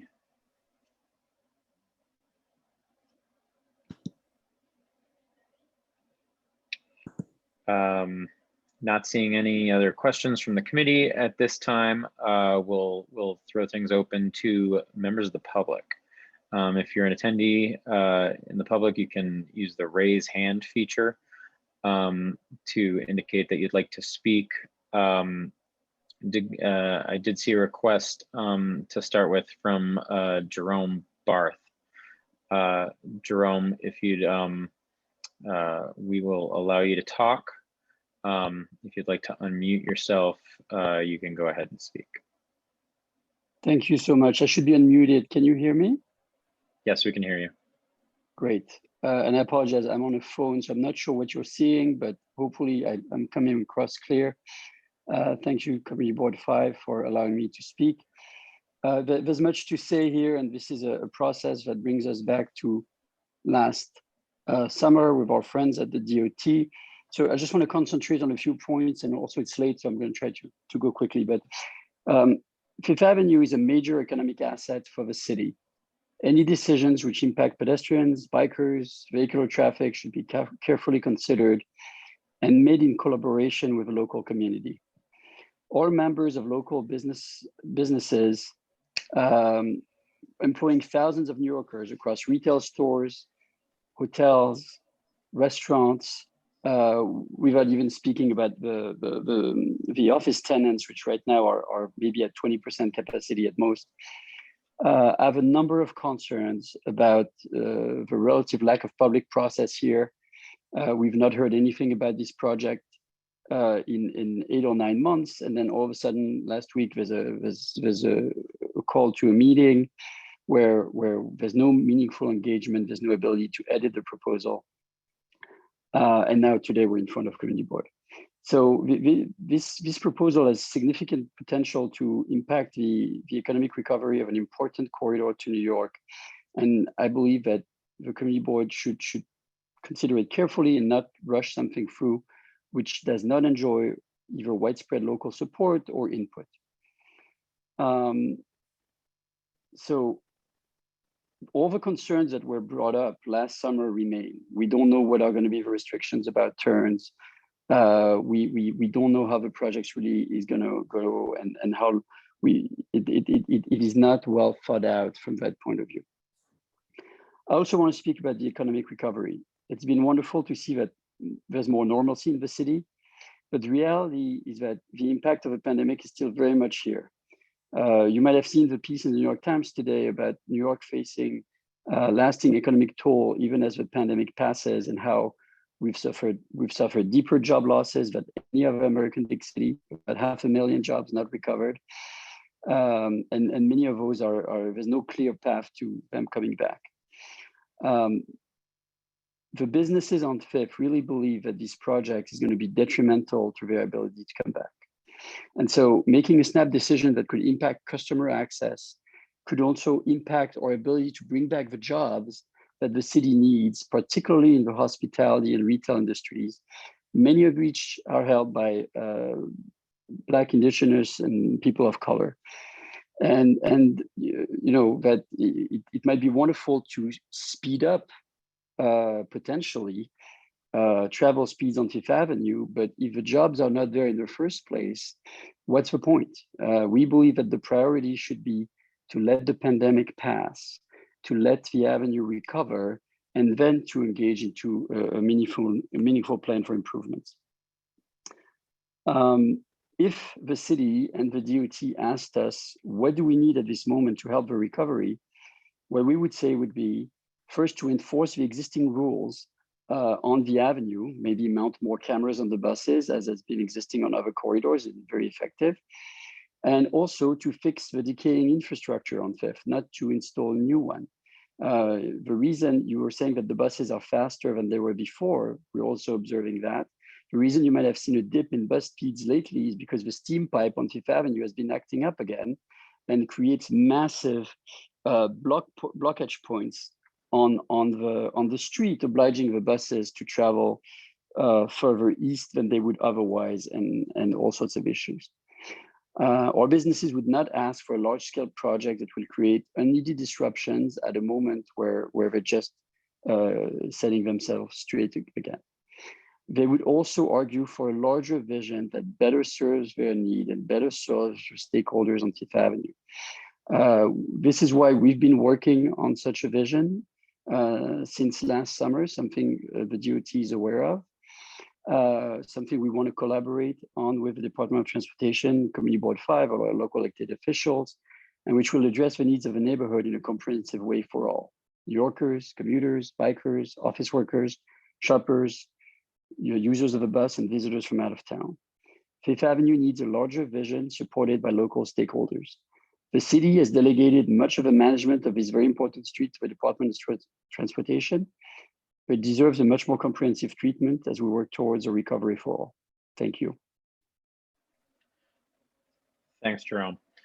I would simply ask if when folks are speaking up, Jerome, you referred to the project several times. I would invite people speaking up to get specific about whether you're referring to the bike and pedestrian markings that we saw tonight and that we'll be weighing in on tonight, or whether you're referring to the busway restrictions, because it was a little unclear to me.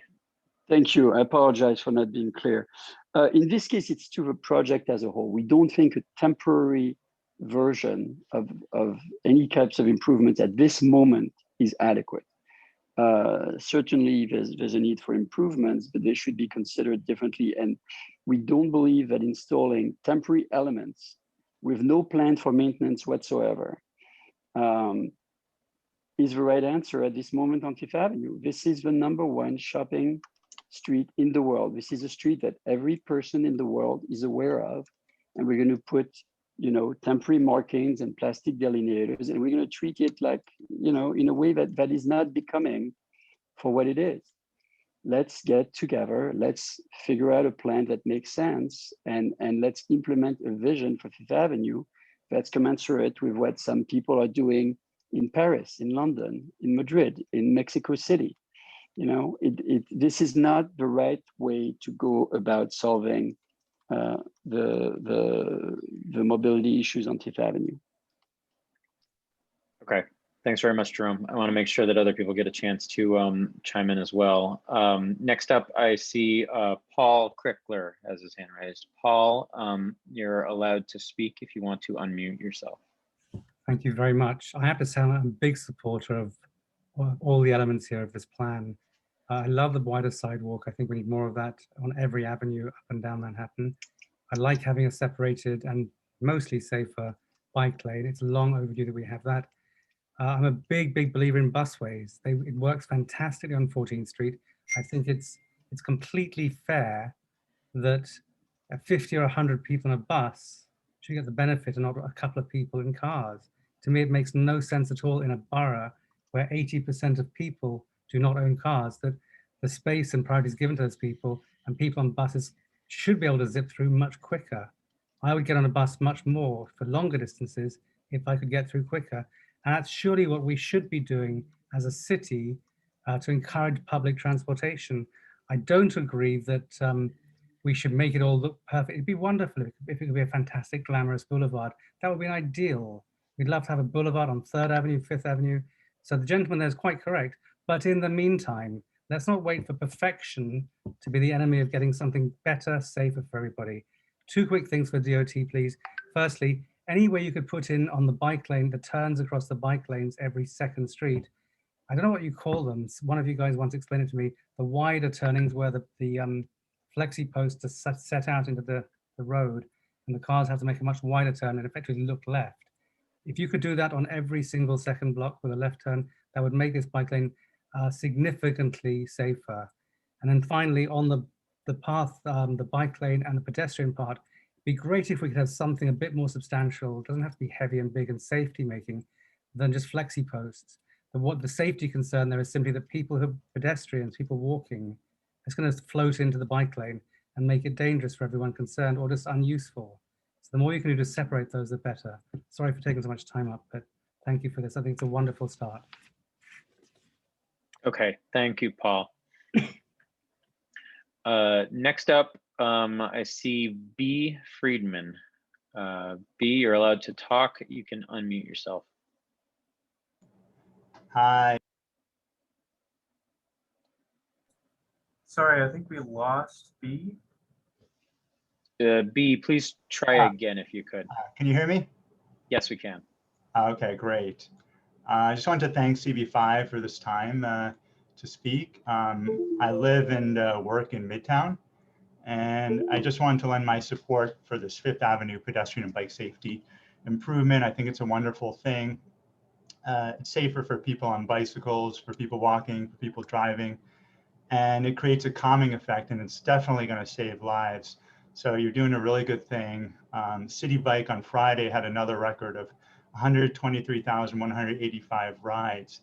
So really, this is a mainstream method of transportation, and we need to protect the people biking and the pedestrians and the drivers, and this is going to be a wonderful way to do it.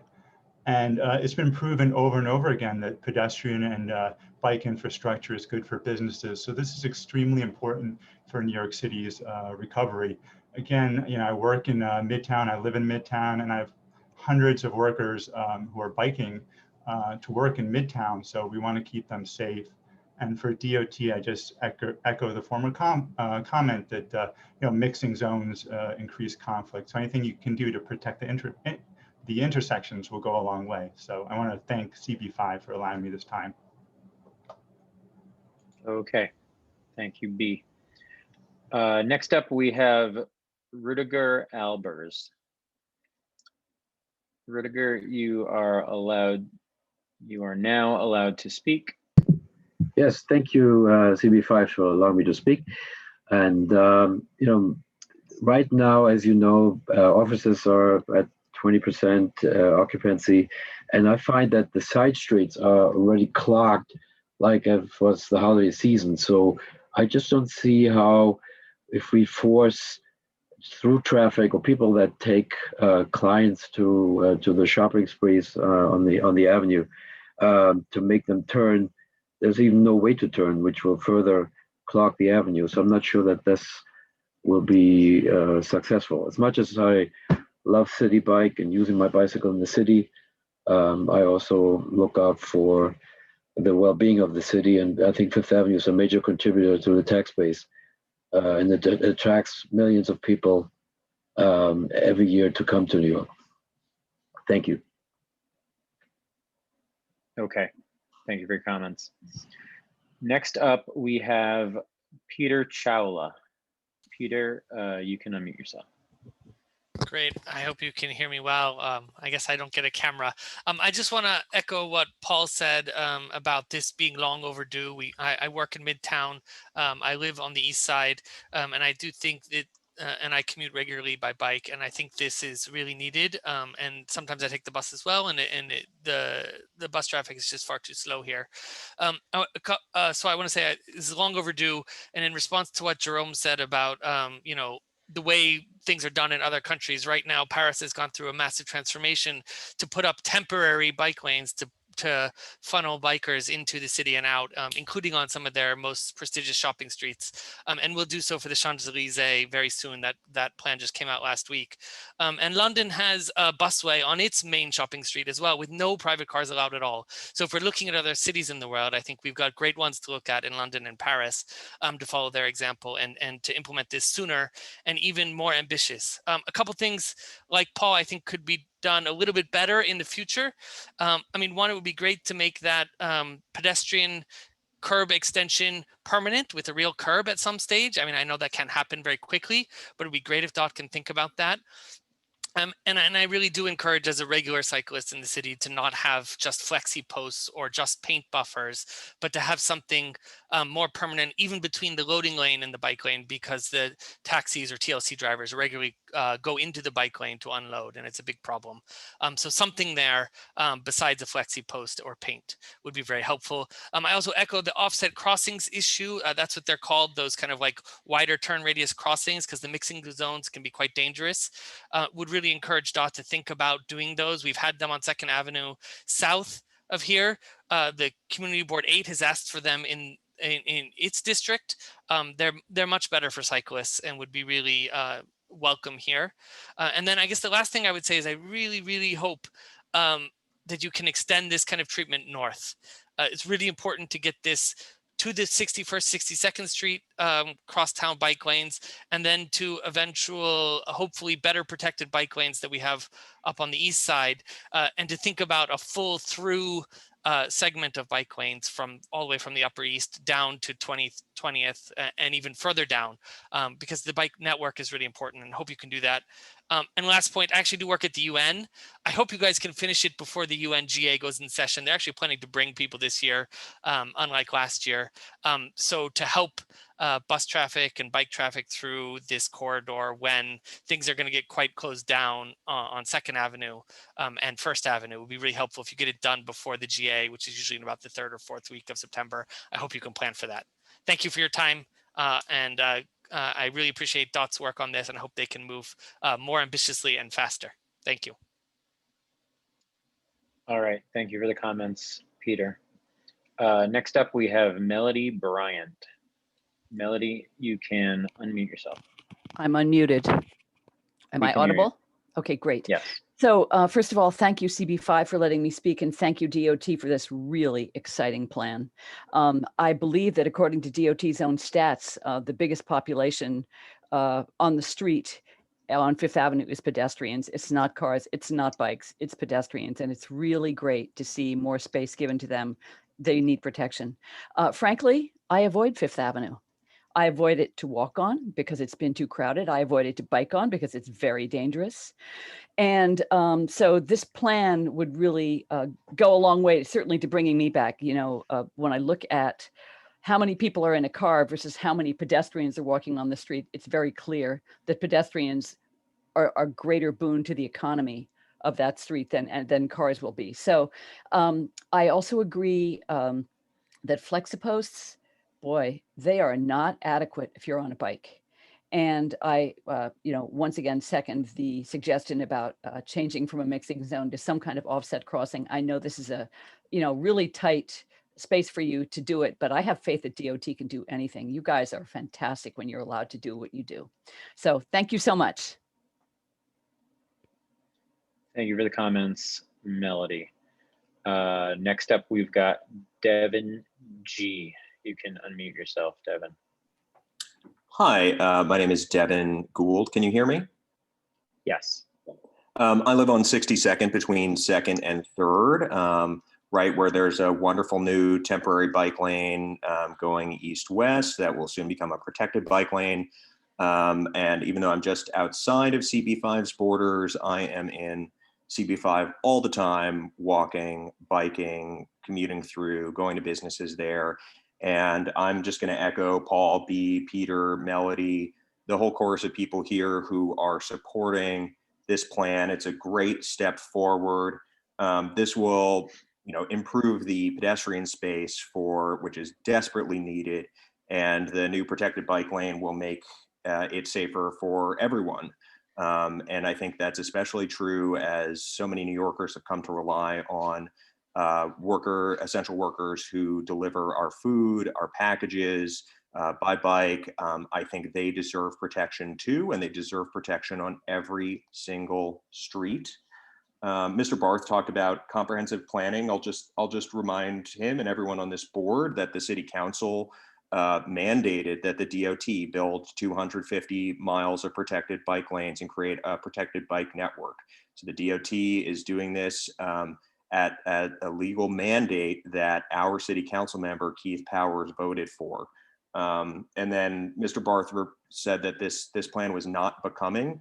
I would argue that the current situation is not becoming, where anyone who cycles down 5th Avenue is putting their life in danger, where pedestrians are crowded onto sidewalks, and all in favor of a 5-lane highway through one of the most densely used commercial districts and residential areas in the world.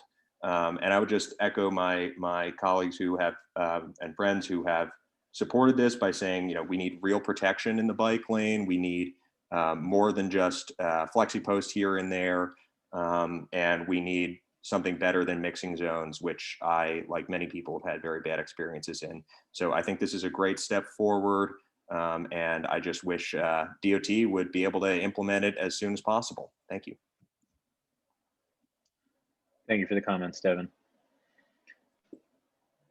Next up, I see Joseph Bauman. I actually see two versions of Joseph Bauman. I'm only going to allow one to talk to start with.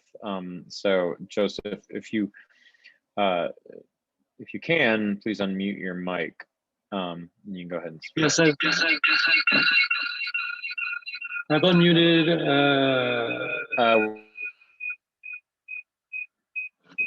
Apologies. Can you hear me now?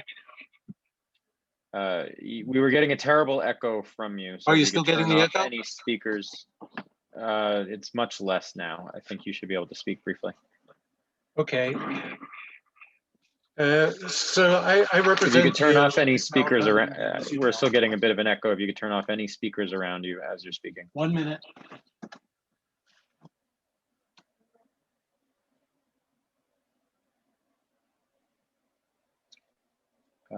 Otherwise, we might want to come back to you in a minute. Sorry about that. Can you hear me now? Yes, go ahead. Can you hear me? Yes, you can go ahead. Okay. You might not be able to hear us, but go ahead. I can hear you. My apologies on that. So as you know, I represent the Olympic Tower, which is a building on Fifth Avenue. And like Jerome, I'm a member of the CAB, and I just wanted to raise to CB5 one or two concerns so that you could consider it in your thoughts. EJ, you had asked for comments specific about bike lanes versus the busways, so let me try and do that first. On the bikeways, my concern, and actually my concern on both is kind of what I would call unintended consequences. From the design of the bikeways, it looks like just setting them up is going to reduce lanes available for traffic. And if you don't coordinate the restrictions on traffic with the establishment of the bike lane and the parking / drop-off lane, the real risk, I think, is that you're going to cause more congestion than we started with. So I'd be very sensitive to that timing of implementing the bike lanes versus the busway restrictions. I would say as an aside, from observation, I think most of the problems with traffic and the bus speeds is due to the fact that right turns are still allowed on many of the streets coming off Fifth Avenue onto the side streets. So cars have to cut into the bus lanes to get to those turns. And you could probably get very far along in your objective if you just restrict those right turns. But what I wanted to come back to, so that's my bike lane comment. On the bus lanes, what I wanted to reinforce was a concern that I have that the metrics for success here seem to be focused very much on the speed of the buses down Fifth Avenue.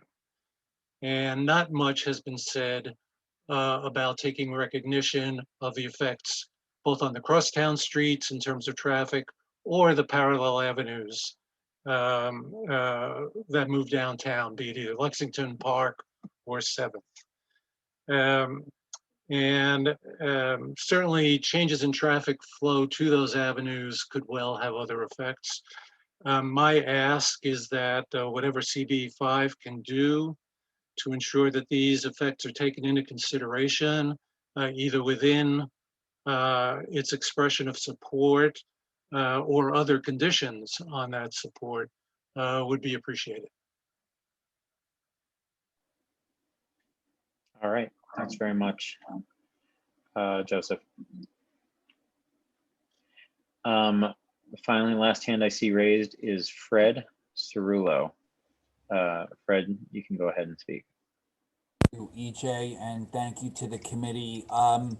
You know, I say this as somebody who spends each day at the Grand Central Partnership as a colleague with Jerome, working with DOT as a partner in so many projects.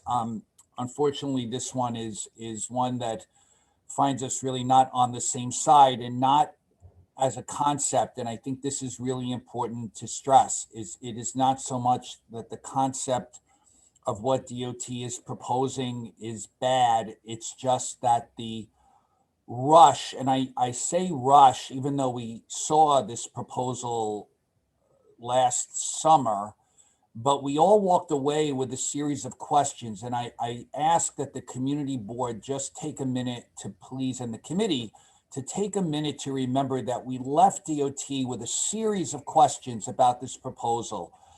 Data about side streets, pedestrian counts, vehicular counts. We have no answers to those questions. We asked them questions about materials and maintenance. Tonight we heard likely not granite blocks, but at the CAB meeting, we heard granite blocks could be used. All of us have seen what the Second Avenue bike lane looked like when it was in its temporary phase, but just got done. It's dangerous. It looks awful. It is nothing like Fifth Avenue deserves or should have.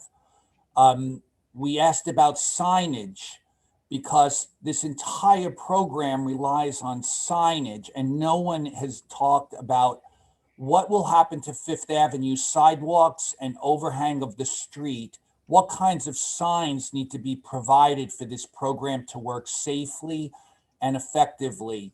These were all questions posed. We just came back nearly a year later with 36 hours notice. We got called to a CAB meeting on Friday, the community board's meeting on Monday, and we have no more answers than we had last August. This committee and this board has focused an immense amount of time on the public realm and what the public realm could look like. We sat through 2.5 hours on what the new Grand Hyatt will look like and spent so much of that time talking about the public realm and the importance of that to the public who will experience it. And here we're not discussing at all what this could look like. Delineators and painted streets, they wear out, they get knocked down, they look awful. This is the world's most famous retail corridor. And although it has been presented that there's been widespread support for this, I think between the words that Jerome provided and that I will provide just south of Jerome along Fifth Avenue, there's no support from the retailers or owners along Fifth Avenue. So there might be a great deal of support, but we cannot leave out the constituency that will be most affected by these changes, especially when there's really no definitive plan for how these changes will work, who will maintain them, what they will look like. And these are really major concerns. So I'm not going to restate all that Jerome said, but I'm here to add support to the words that he stated and put on the record, and just let you know that, while we typically like to roll up our sleeves and come up with alternatives for how we can see things happen, obviously bids have made major changes and are continuously called upon to help improve the neighborhood and the experience that people have when they're here. This is moving just far too fast because obviously the mayor's clock is ticking, and at the last minute he decided he wants to do it. So we picked up where we left off as if we had answers to the questions we had posed all along, and we haven't. So I just hope that the committee takes those things into consideration, recognizes the impact, recognizes that we have no data, and there really is no plan. There's just some diagrams with how lanes will look. Weighs in on that to that degree, so that this plan could be something that's valuable, but it's more comprehensive than just piecing things together over the next 5 months. It really doesn't make sense. So thank you for the time, EJ, and to the committee. Obviously, we look forward to continuing to work with you and the agency on whatever comes next. Okay. Thank you, Fred, for the comments. I just want to mention for members of the committee, looks like I ask you really to stick around, if at all possible. I know some people have had to drop off, but seems like even if we take a vote tonight, we might not have a quorum at this point. Would really encourage folks to stick around and be able to discuss this fully.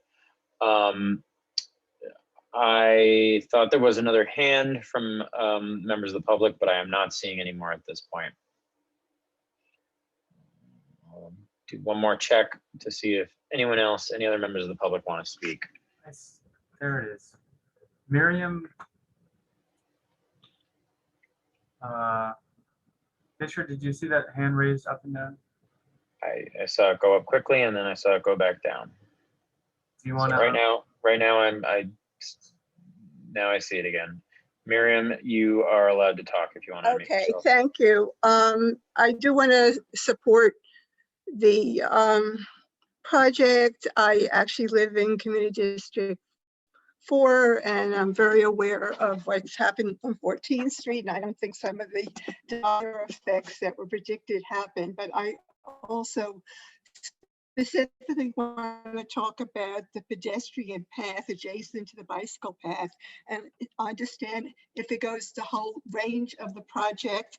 I have not seen a separate pedestrian path like that before, which I think gives a lot of protection to pedestrians. I'm a member of various disability rights organizations, including downstate New York ADAPT, and they actually have been very concerned about the bicycles in danger, running lights on the sidewalk wrong way and endangering seniors, people with disabilities. And as we all heard in the news, there was a very recent accident with the actress who was killed. And this does happen fairly often, not these followed up or reported. I am very excited about seeing a separate pedestrian path. I'm wondering if there are any other models in the city, because this is new to me, and this is something that I think is an important step in safety for all, and vision zero, meaning none. The goal is none, zero injuries, accidents, deaths. Can somebody or Kimberly address my query? Is this a pilot project in here, or is it in other boroughs, or what? And does it go the whole length of the project, the pedestrian path adjacent to the bicycle path? Real quick, we do have other examples of that, one being 8th Avenue in Midtown, where we put in a project from 38th to 45th, I want to say, in 2019, and where we plan to extend that further south this year. So I think that's an important issue because there's been a lot of concern with the increase in biking, which I support, but the new normal is often the bikes are going through the lights on the sidewalk and the wrong way. And there's a lot of concern about that among a large population of seniors, people with disabilities. As I said, downstate New York adapts submitted testimony to the City Council Transportation Committee concerned about that issue. And I have brought it up at Community Board 4. And they are proposing resignaling some of the lights to give pedestrians and bikers longer to cross, and also resetting a lot of the red lights which go off at different times. And it has led many bikers just to keep going, and that's a concern. It's my concern. I just had back surgery, and I'm also very worried often about crossing the street. So I applaud the beginning of addressing some of that with the pedestrian lanes separate from the bike lanes. Okay, thank you. Thank you for the comment, Miriam, much appreciated. Now not seeing any more hands from members of the public. And so if that's it for comments from members of the public, we will at this point take things into a business session on behalf of the committee. This is for members of the committee to speak amongst themselves and formulate a plan of action at this point to see whether we'd would like to go forward. So I'd like to throw things open to members of the committee to make any comments on what you're hearing and how we might want to move forward here. You know, I'll start. Oh, Ryan, please go ahead. Just to say, I mean, I applaud DOT for thoughtfully considering a shared street plan, and there are a lot of elements in here that are interesting to me, and that I feel positively towards. I hear the testimony of some of the community stakeholders here who obviously have expressed a number of concerns. And I guess to me, recognizing that obviously any implementation like this is complex, I would want to have some further understanding and or assurance that there would be a more substantive and robust dialogue with those stakeholders to attempt to, number one, answer some questions and potentially find some further solutions there. So I am positively inclined towards this overall, but hear the testimony that was given tonight and want to make sure there's some acknowledgement of that in whatever we do here. Okay, thanks very much, Ryan. Other members of the committee with comments? Chris. I just to respond quickly to that, I think that I generally agree with what Ryan said. I think that something we can specifically address is the concerns around maintenance of the, be they, plastic divider, flexible dividers, or, granite blocks, even though it sounds like that's not necessarily the plan, or, painted pavement. I think establishing some sort of really clear maintenance responsibility, if it's DOT or if it's the bids in the area, I think that that is something that advocates for the bike and pedestrian improvements, as well as folks who are more concerned about those. I think everyone would probably be on board with very strong delineations of responsibility there.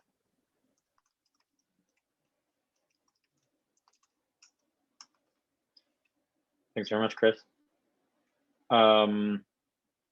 Any other comments, members of the committee?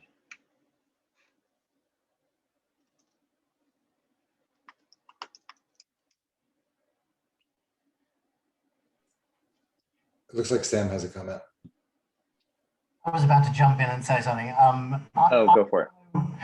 I want to echo the comments of my two colleagues. And I think one of the concerns I have is that the people who do actually have stakeholders in the district seem to be adamantly opposed to it.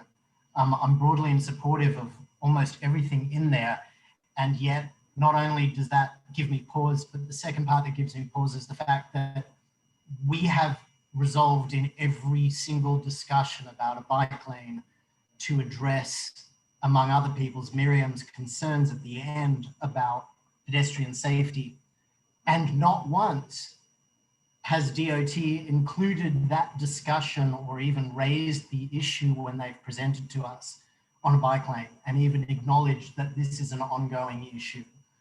The fact that we are having another discussion about a bike lane, having just discussed the fact that we're talking about our long-standing concerns about enforcement, and the fact that we have requested data, and the fact that the stakeholders have requested data that hasn't been seen and that hasn't really been acknowledged, really is beginning to bother me. And despite the fact that I'm broadly in support of almost everything here, I am concerned about voting for something yet again without those issues being addressed. And I will generally defer to the majority of this committee in the way that that happens, but I am saying on notice that I am going to find it increasingly difficult to ever vote for a bike lane until something from DOT is raised at the outset of these discussions about bike lanes, about how they're going to address the concerns that we all hear every single day from the seniors particularly,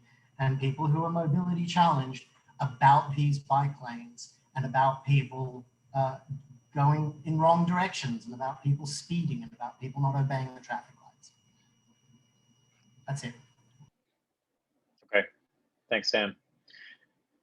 I'll just chime in at this part to say that obviously we heard from 10 members of the public here tonight. I hearing a lot of the concerns they presented, I didn't frankly hear very much of it was not geared towards, I think, the lane reconfiguration before us tonight. I think the concerns that the other members of the committee are saying here tonight are incredibly valid.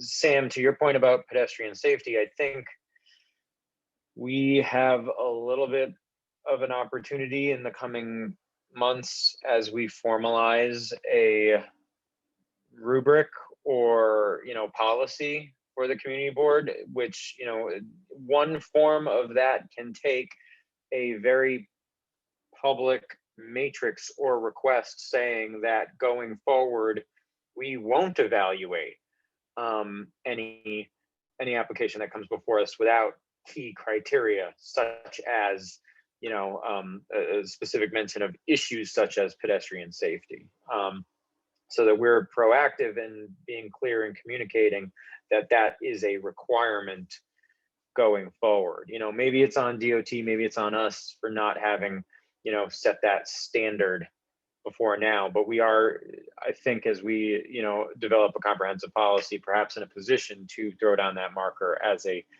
standard, and we might at that point be more empowered to say, look, if we haven't heard about this key element, it's just getting voted down. Again, going forward as a standard that we can create as a standing board policy for the board. So you mentioned being cautious going forward, and I don't know if we could put that standard into effect tonight, but it might be something that we can adopt as part of our comprehensive enforcement policy and be able to enforce via our own votes going forward. Just an idea.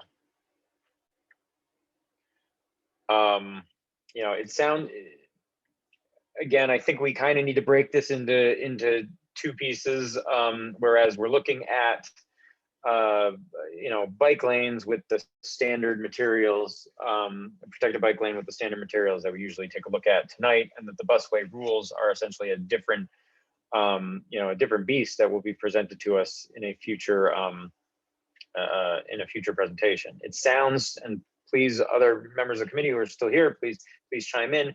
It sounds, at this point, like in general, most folks are supportive of, a reconfiguration to install a protected bike lane, that it's needed, and the protected bike lanes are generally a good idea. A lot of the issues that we heard tonight sounded to me at least to be largely against the turning rules that we're not necessarily assessing yet, and that there is some time to compel DOT to engage with the community. I think, as was mentioned, there needs to be assurance of dialogue with stakeholders, addressing kind of the maintenance of the materials and that pedestrian safety element that Sam is talking about. But I would like to hear from other folks on the committee who are still here, get a sense of where we're at. Yes, Maki. Thank you, EJ. Just real briefly, I agree exactly with what Sam is saying. As a public attendee last summer, I did hear the proposal before I was placed on the committee. And I do agree with him wholeheartedly that despite the fact that we're to consider just the elements of the bike lane today, the proposal in and of itself seems to be connected, and there are linkages between the two sides. And so my position, though I am not voting today, echoes exactly what Sam shared earlier. Thank you. Okay, thank you for the comment.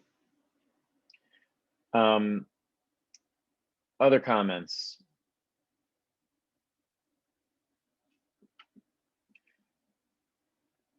Matt. So I agree with both of the last two comments. But I do think, meaning that it does make sense to me that this has been something we've said a lot of times, and it continues to be ignored. But I also don't think it's fair for us to sort of weigh in right now on this one. So I think we should figure out how we're going to address that going forward and make a request. But I don't think, I agree with you, EJ, that I don't think it makes sense for us to sort of judge this by criteria that we haven't set yet, even though we've set that criteria in the past a million times. Okay, thanks, Matt. Yeah, I'm, personally trying to figure out how to kind of fairly put that criteria, and set it into, what we assess and require from these proposals going forward. I don't know that we can retroactively do it tonight, in good conscience, but we've been talking about enforcement and pedestrian safety for so long.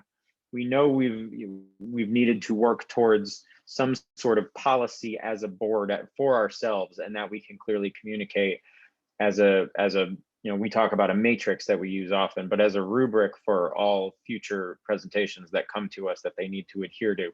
And I would say that my proposal at this point is theoretically that we really, over the next month or two at the most, work towards adopting that as a rubric that we can follow when we assess these going forward. In the meantime, I think, like I said at the top, it forces us to weigh in on this protected bike lane tonight in an ad hoc sort of way, but at least it sort of gets us moving towards a consistent policy. I would particularly, I think, maybe want to hear from Sam and whether or not that would kind of address the sentiment that other people have supported. But Noah, you also have your hand raised. Yeah, I was just forgot to say before that the task force was also looking into making some sort of like matrix. That's something that we talked about, and that we hope to bring in August. I'm sorry that I didn't bring that up before. Thanks, Noah. Sam, did you have thoughts? Yeah, go ahead. Yeah, look, I mean, I don't want to hold this up. I am broadly in favor of bike lanes on principle. What I reiterate is that if we are going to come up with a criteria, and again, that is the plan, what I ask Kim and Ted and people who've worked with us again and again when they hear these comments coming from us, and I hope that even as they hear them tonight, before we do the work of coming up with a criteria by which we're going to approve or reject these, I would like DOT to start addressing it every single time that they bring up a bike lane. And they can talk about their own ideas and their own plans for creating a safe environment, even if it's perceptually safe rather than based on specific data. I think it's important that DOT also take some ownership of our resolutions time and time and time again. And yes, we will certainly work on something ourselves and make sure that we have a matrix and a plan, and I'm absolutely all for that. But it's time for DOT to acknowledge this in future bike plan proposals about their thoughts, that they've heard us and what they plan to do. Otherwise, as I said, I'm broadly in support of bike lanes, and I'm happy to support it if that is the general feeling of the community. I gotcha. And I think that being able to clearly communicate that going forward, there will be a consequence for, we have put it in resolutions ad nauseum, and it doesn't seem to be built into the presentation, process, but making it just simply clear that going forward, if it's not, we will need to, turn down, a proposal that comes before us for that reason, for inadequate information. Might be one of the levers that we've got. Ryan. And just to quickly say, making it clear also to our council members and to our borough president and those who will be in those offices in the coming months, that this is a core way of how we will be assessing this, and this is a priority for us, I think, is a particular point for us to emphasize to them and to their representatives who are at these meetings.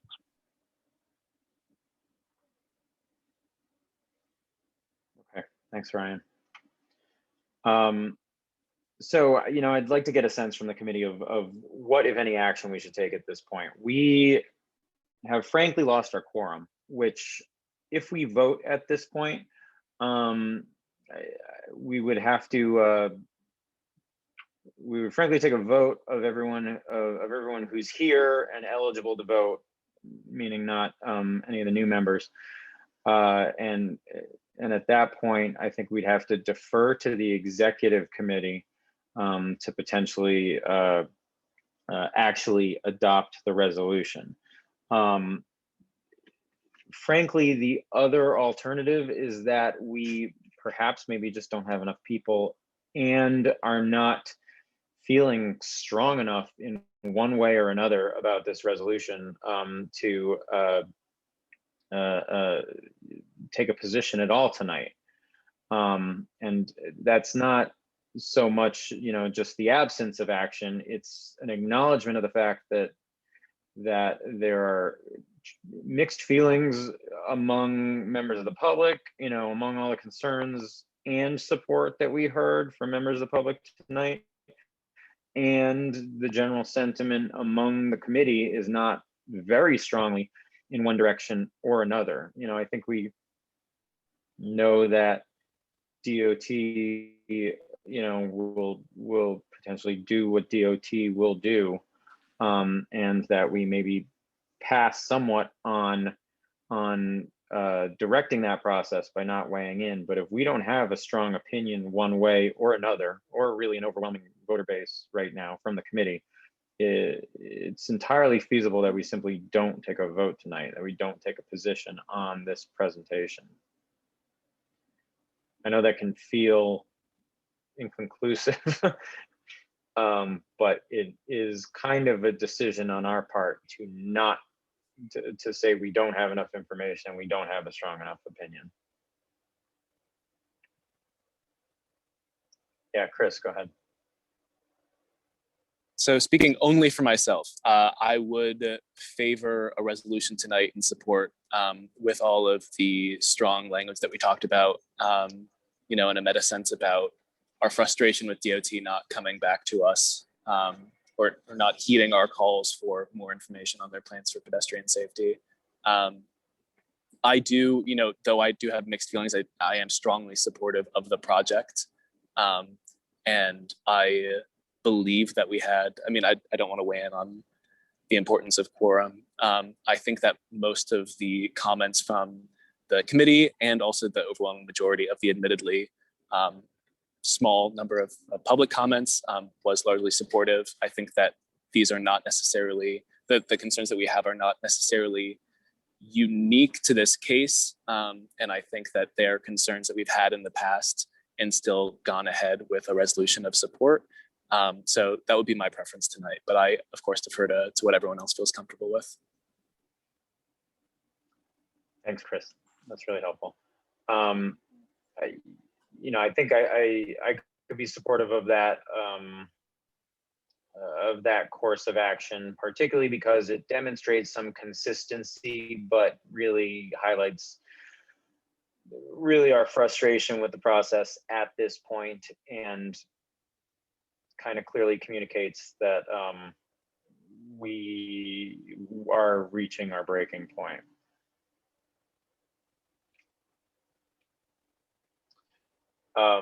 I'd like to hear from other members of the committee who maybe are, supportive of that course of action, a resolution of conditional support with extremely strong stipulations and language about our frustration, or whether you perhaps support not taking a position at all tonight. Really have to hear from the last 8 voting members who are here. If I can interject. Yeah, Vicky, please go ahead. It's going to go to the exec committee, and that will become the committee that deals with this, and the exec committee may take a different position. You have to think about that. What you are doing now, because you've lost quorum, is recommending what the majority of people who are left are in favor of. But it's ultimately now up to the exec committee. So the question is, do you want it to come back to your full committee so that you have T&E's full support or rejection of this? Or do you want to put it in the hands of the exec committee? It's something to think about. Yeah. Thank That's you, what's Vicky. so unfortunate about losing quorum. And while I'm on, I'm going to say I am very impressed with two of our new people who remained through this torturous night. Thank you very much. If, in fact, there was one more person on here, and I was even thinking of extreme examples that I have thought of in the past where it's you lose quorum by one person. Basically, what I could do as chair is make myself a member for the evening and vote, which would give us 11 votes or 11 people and a quorum. And then I would have to say, even though this is our rule that new people don't vote, I would say you could vote if you want to make it a quorum and to make it a vote. But it's getting very convoluted. It's getting very late. What I want to do is point out that right now we are not at quorum. Right now, what you're doing is recommending to the exec committee, and the exec committee may take a completely different, I don't know, but it may take a completely different viewpoint because they become the committee, which is unfortunate because T&E should be the one weighing in on this, not exec. Yep. Okay. Thank you. That's clarifying, Vicky. I think given that, I don't know that we have a strong enough or unanimous enough recommendation to make to an entirely different committee that could assess it in its own way. I don't know that we have that right now. We have we have a sense of something that we might be able to form a consensus on between the 8 of us, but I don't know that we're in a position to take that and recommend that extremely strongly and clearly to the exec committee. I don't think we're there.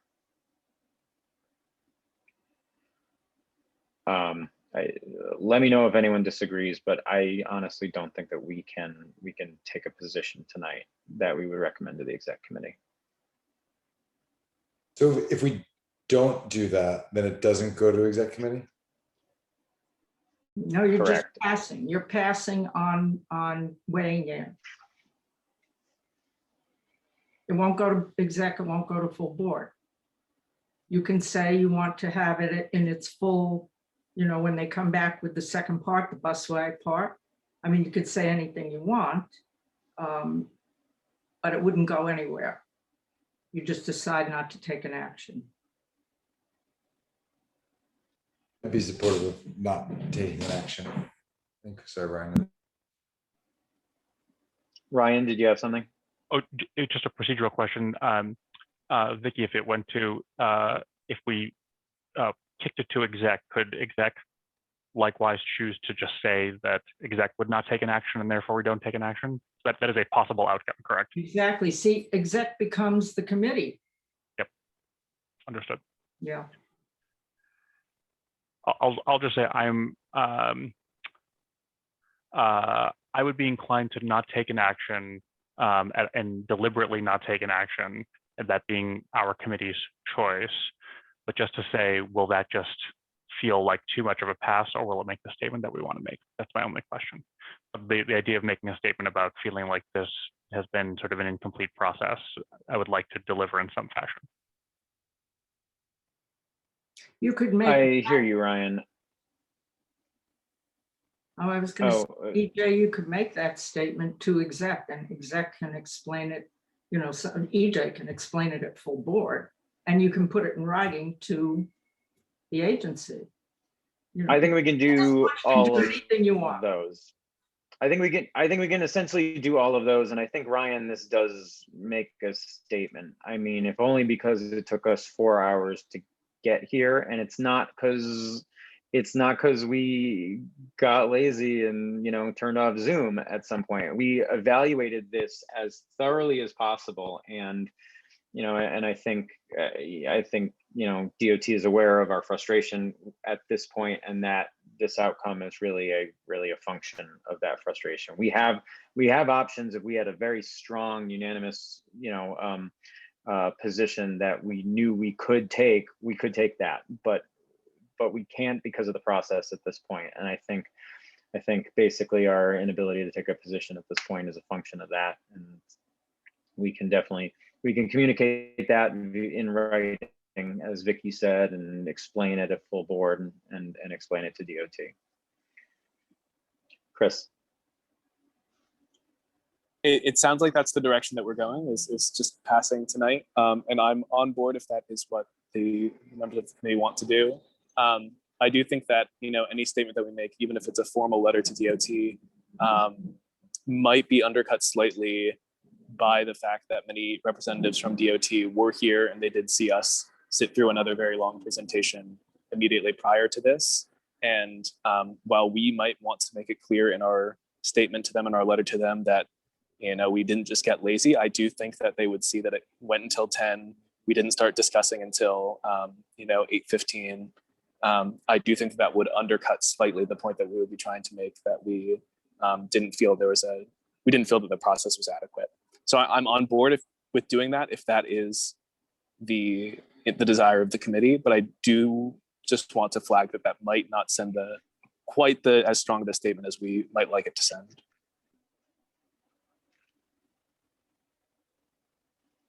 Yep, thanks, Chris. And I do want to indicate personally thanking DOT, the members of DOT who are here, for being patient and presenting to us and engaging in this communication with us. I mean, it's not for nothing. It's engagement with the community. Sam, did you have something that you wanted to chime in?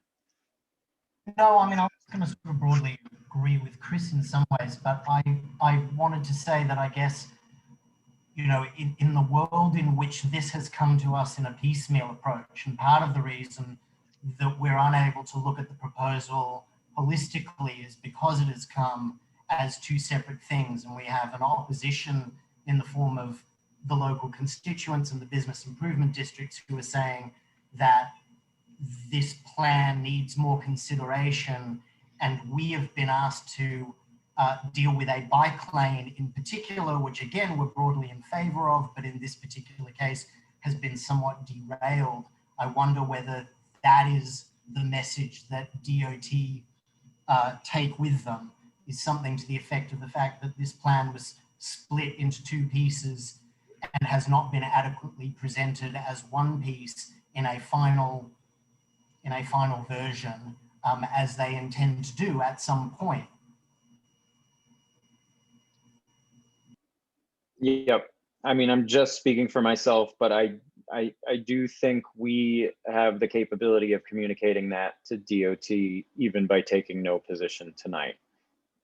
I don't think any of the things that we're saying are new, things that we've invented tonight. We don't feel like we hear enough about pedestrian safety. We don't feel like we get enough advance notice. The community does not feel like it's been comprehensively approached, and none of that is anything new that we're inventing. I think we can adequately communicate that. So I guess I'm recommending to the committee that we pull the trigger on not doing anything. EJ, do you want to send a letter from the committee on I think that? I think that's appropriate. Yeah, I do. I think that's great. Okay. And I would send it to all of the members, since letters don't have to be voted on. It's what you all came up with as a result of the loss of a quorum, but send it to everyone on the committee and say, this is what we're sending to DOT and why, and put all of that into a letter form. I think that to me seems to really make a lot of sense. If everyone agrees, only if the people that have really hung in there, you guys are the ones that determine what to do because you've hung in this long, really. I'm okay with that. Everybody is? Chris, you're okay with that? Dissent here. Yes, let's send the letter. Yeah, I can be on board with that. My preference would be a resolution of support that we would, or a recommendation for a resolution of support that we would send to the executive committee. But I am not going to swim against the current here. I am definitely on board with sending a strongly worded letter and not taking another action tonight. Okay, thanks, Chris. Well, not hearing anyone specifically opposed to that, Vicky, I think that's what we're gonna do. Okay. Okay. Hallelujah. Thank you, everyone, for hanging in there. Thank you. Thank you. Really, Thank you to the guys are individuals. great. You're all wonderful. Thank you to the individuals from DOT for hanging with us as well. You know, I understand this might not have been the outcome we were looking for, but you know, this is what we came up with. And thank you, Appreciate your members of the public, for participating. Thanks. I just really appreciate your thoughtfulness and consideration and input, as always. Okay. Thank you all. Have a good night. Thank you. Everybody go to sleep. Good night, everybody. Good night, everyone. Good night.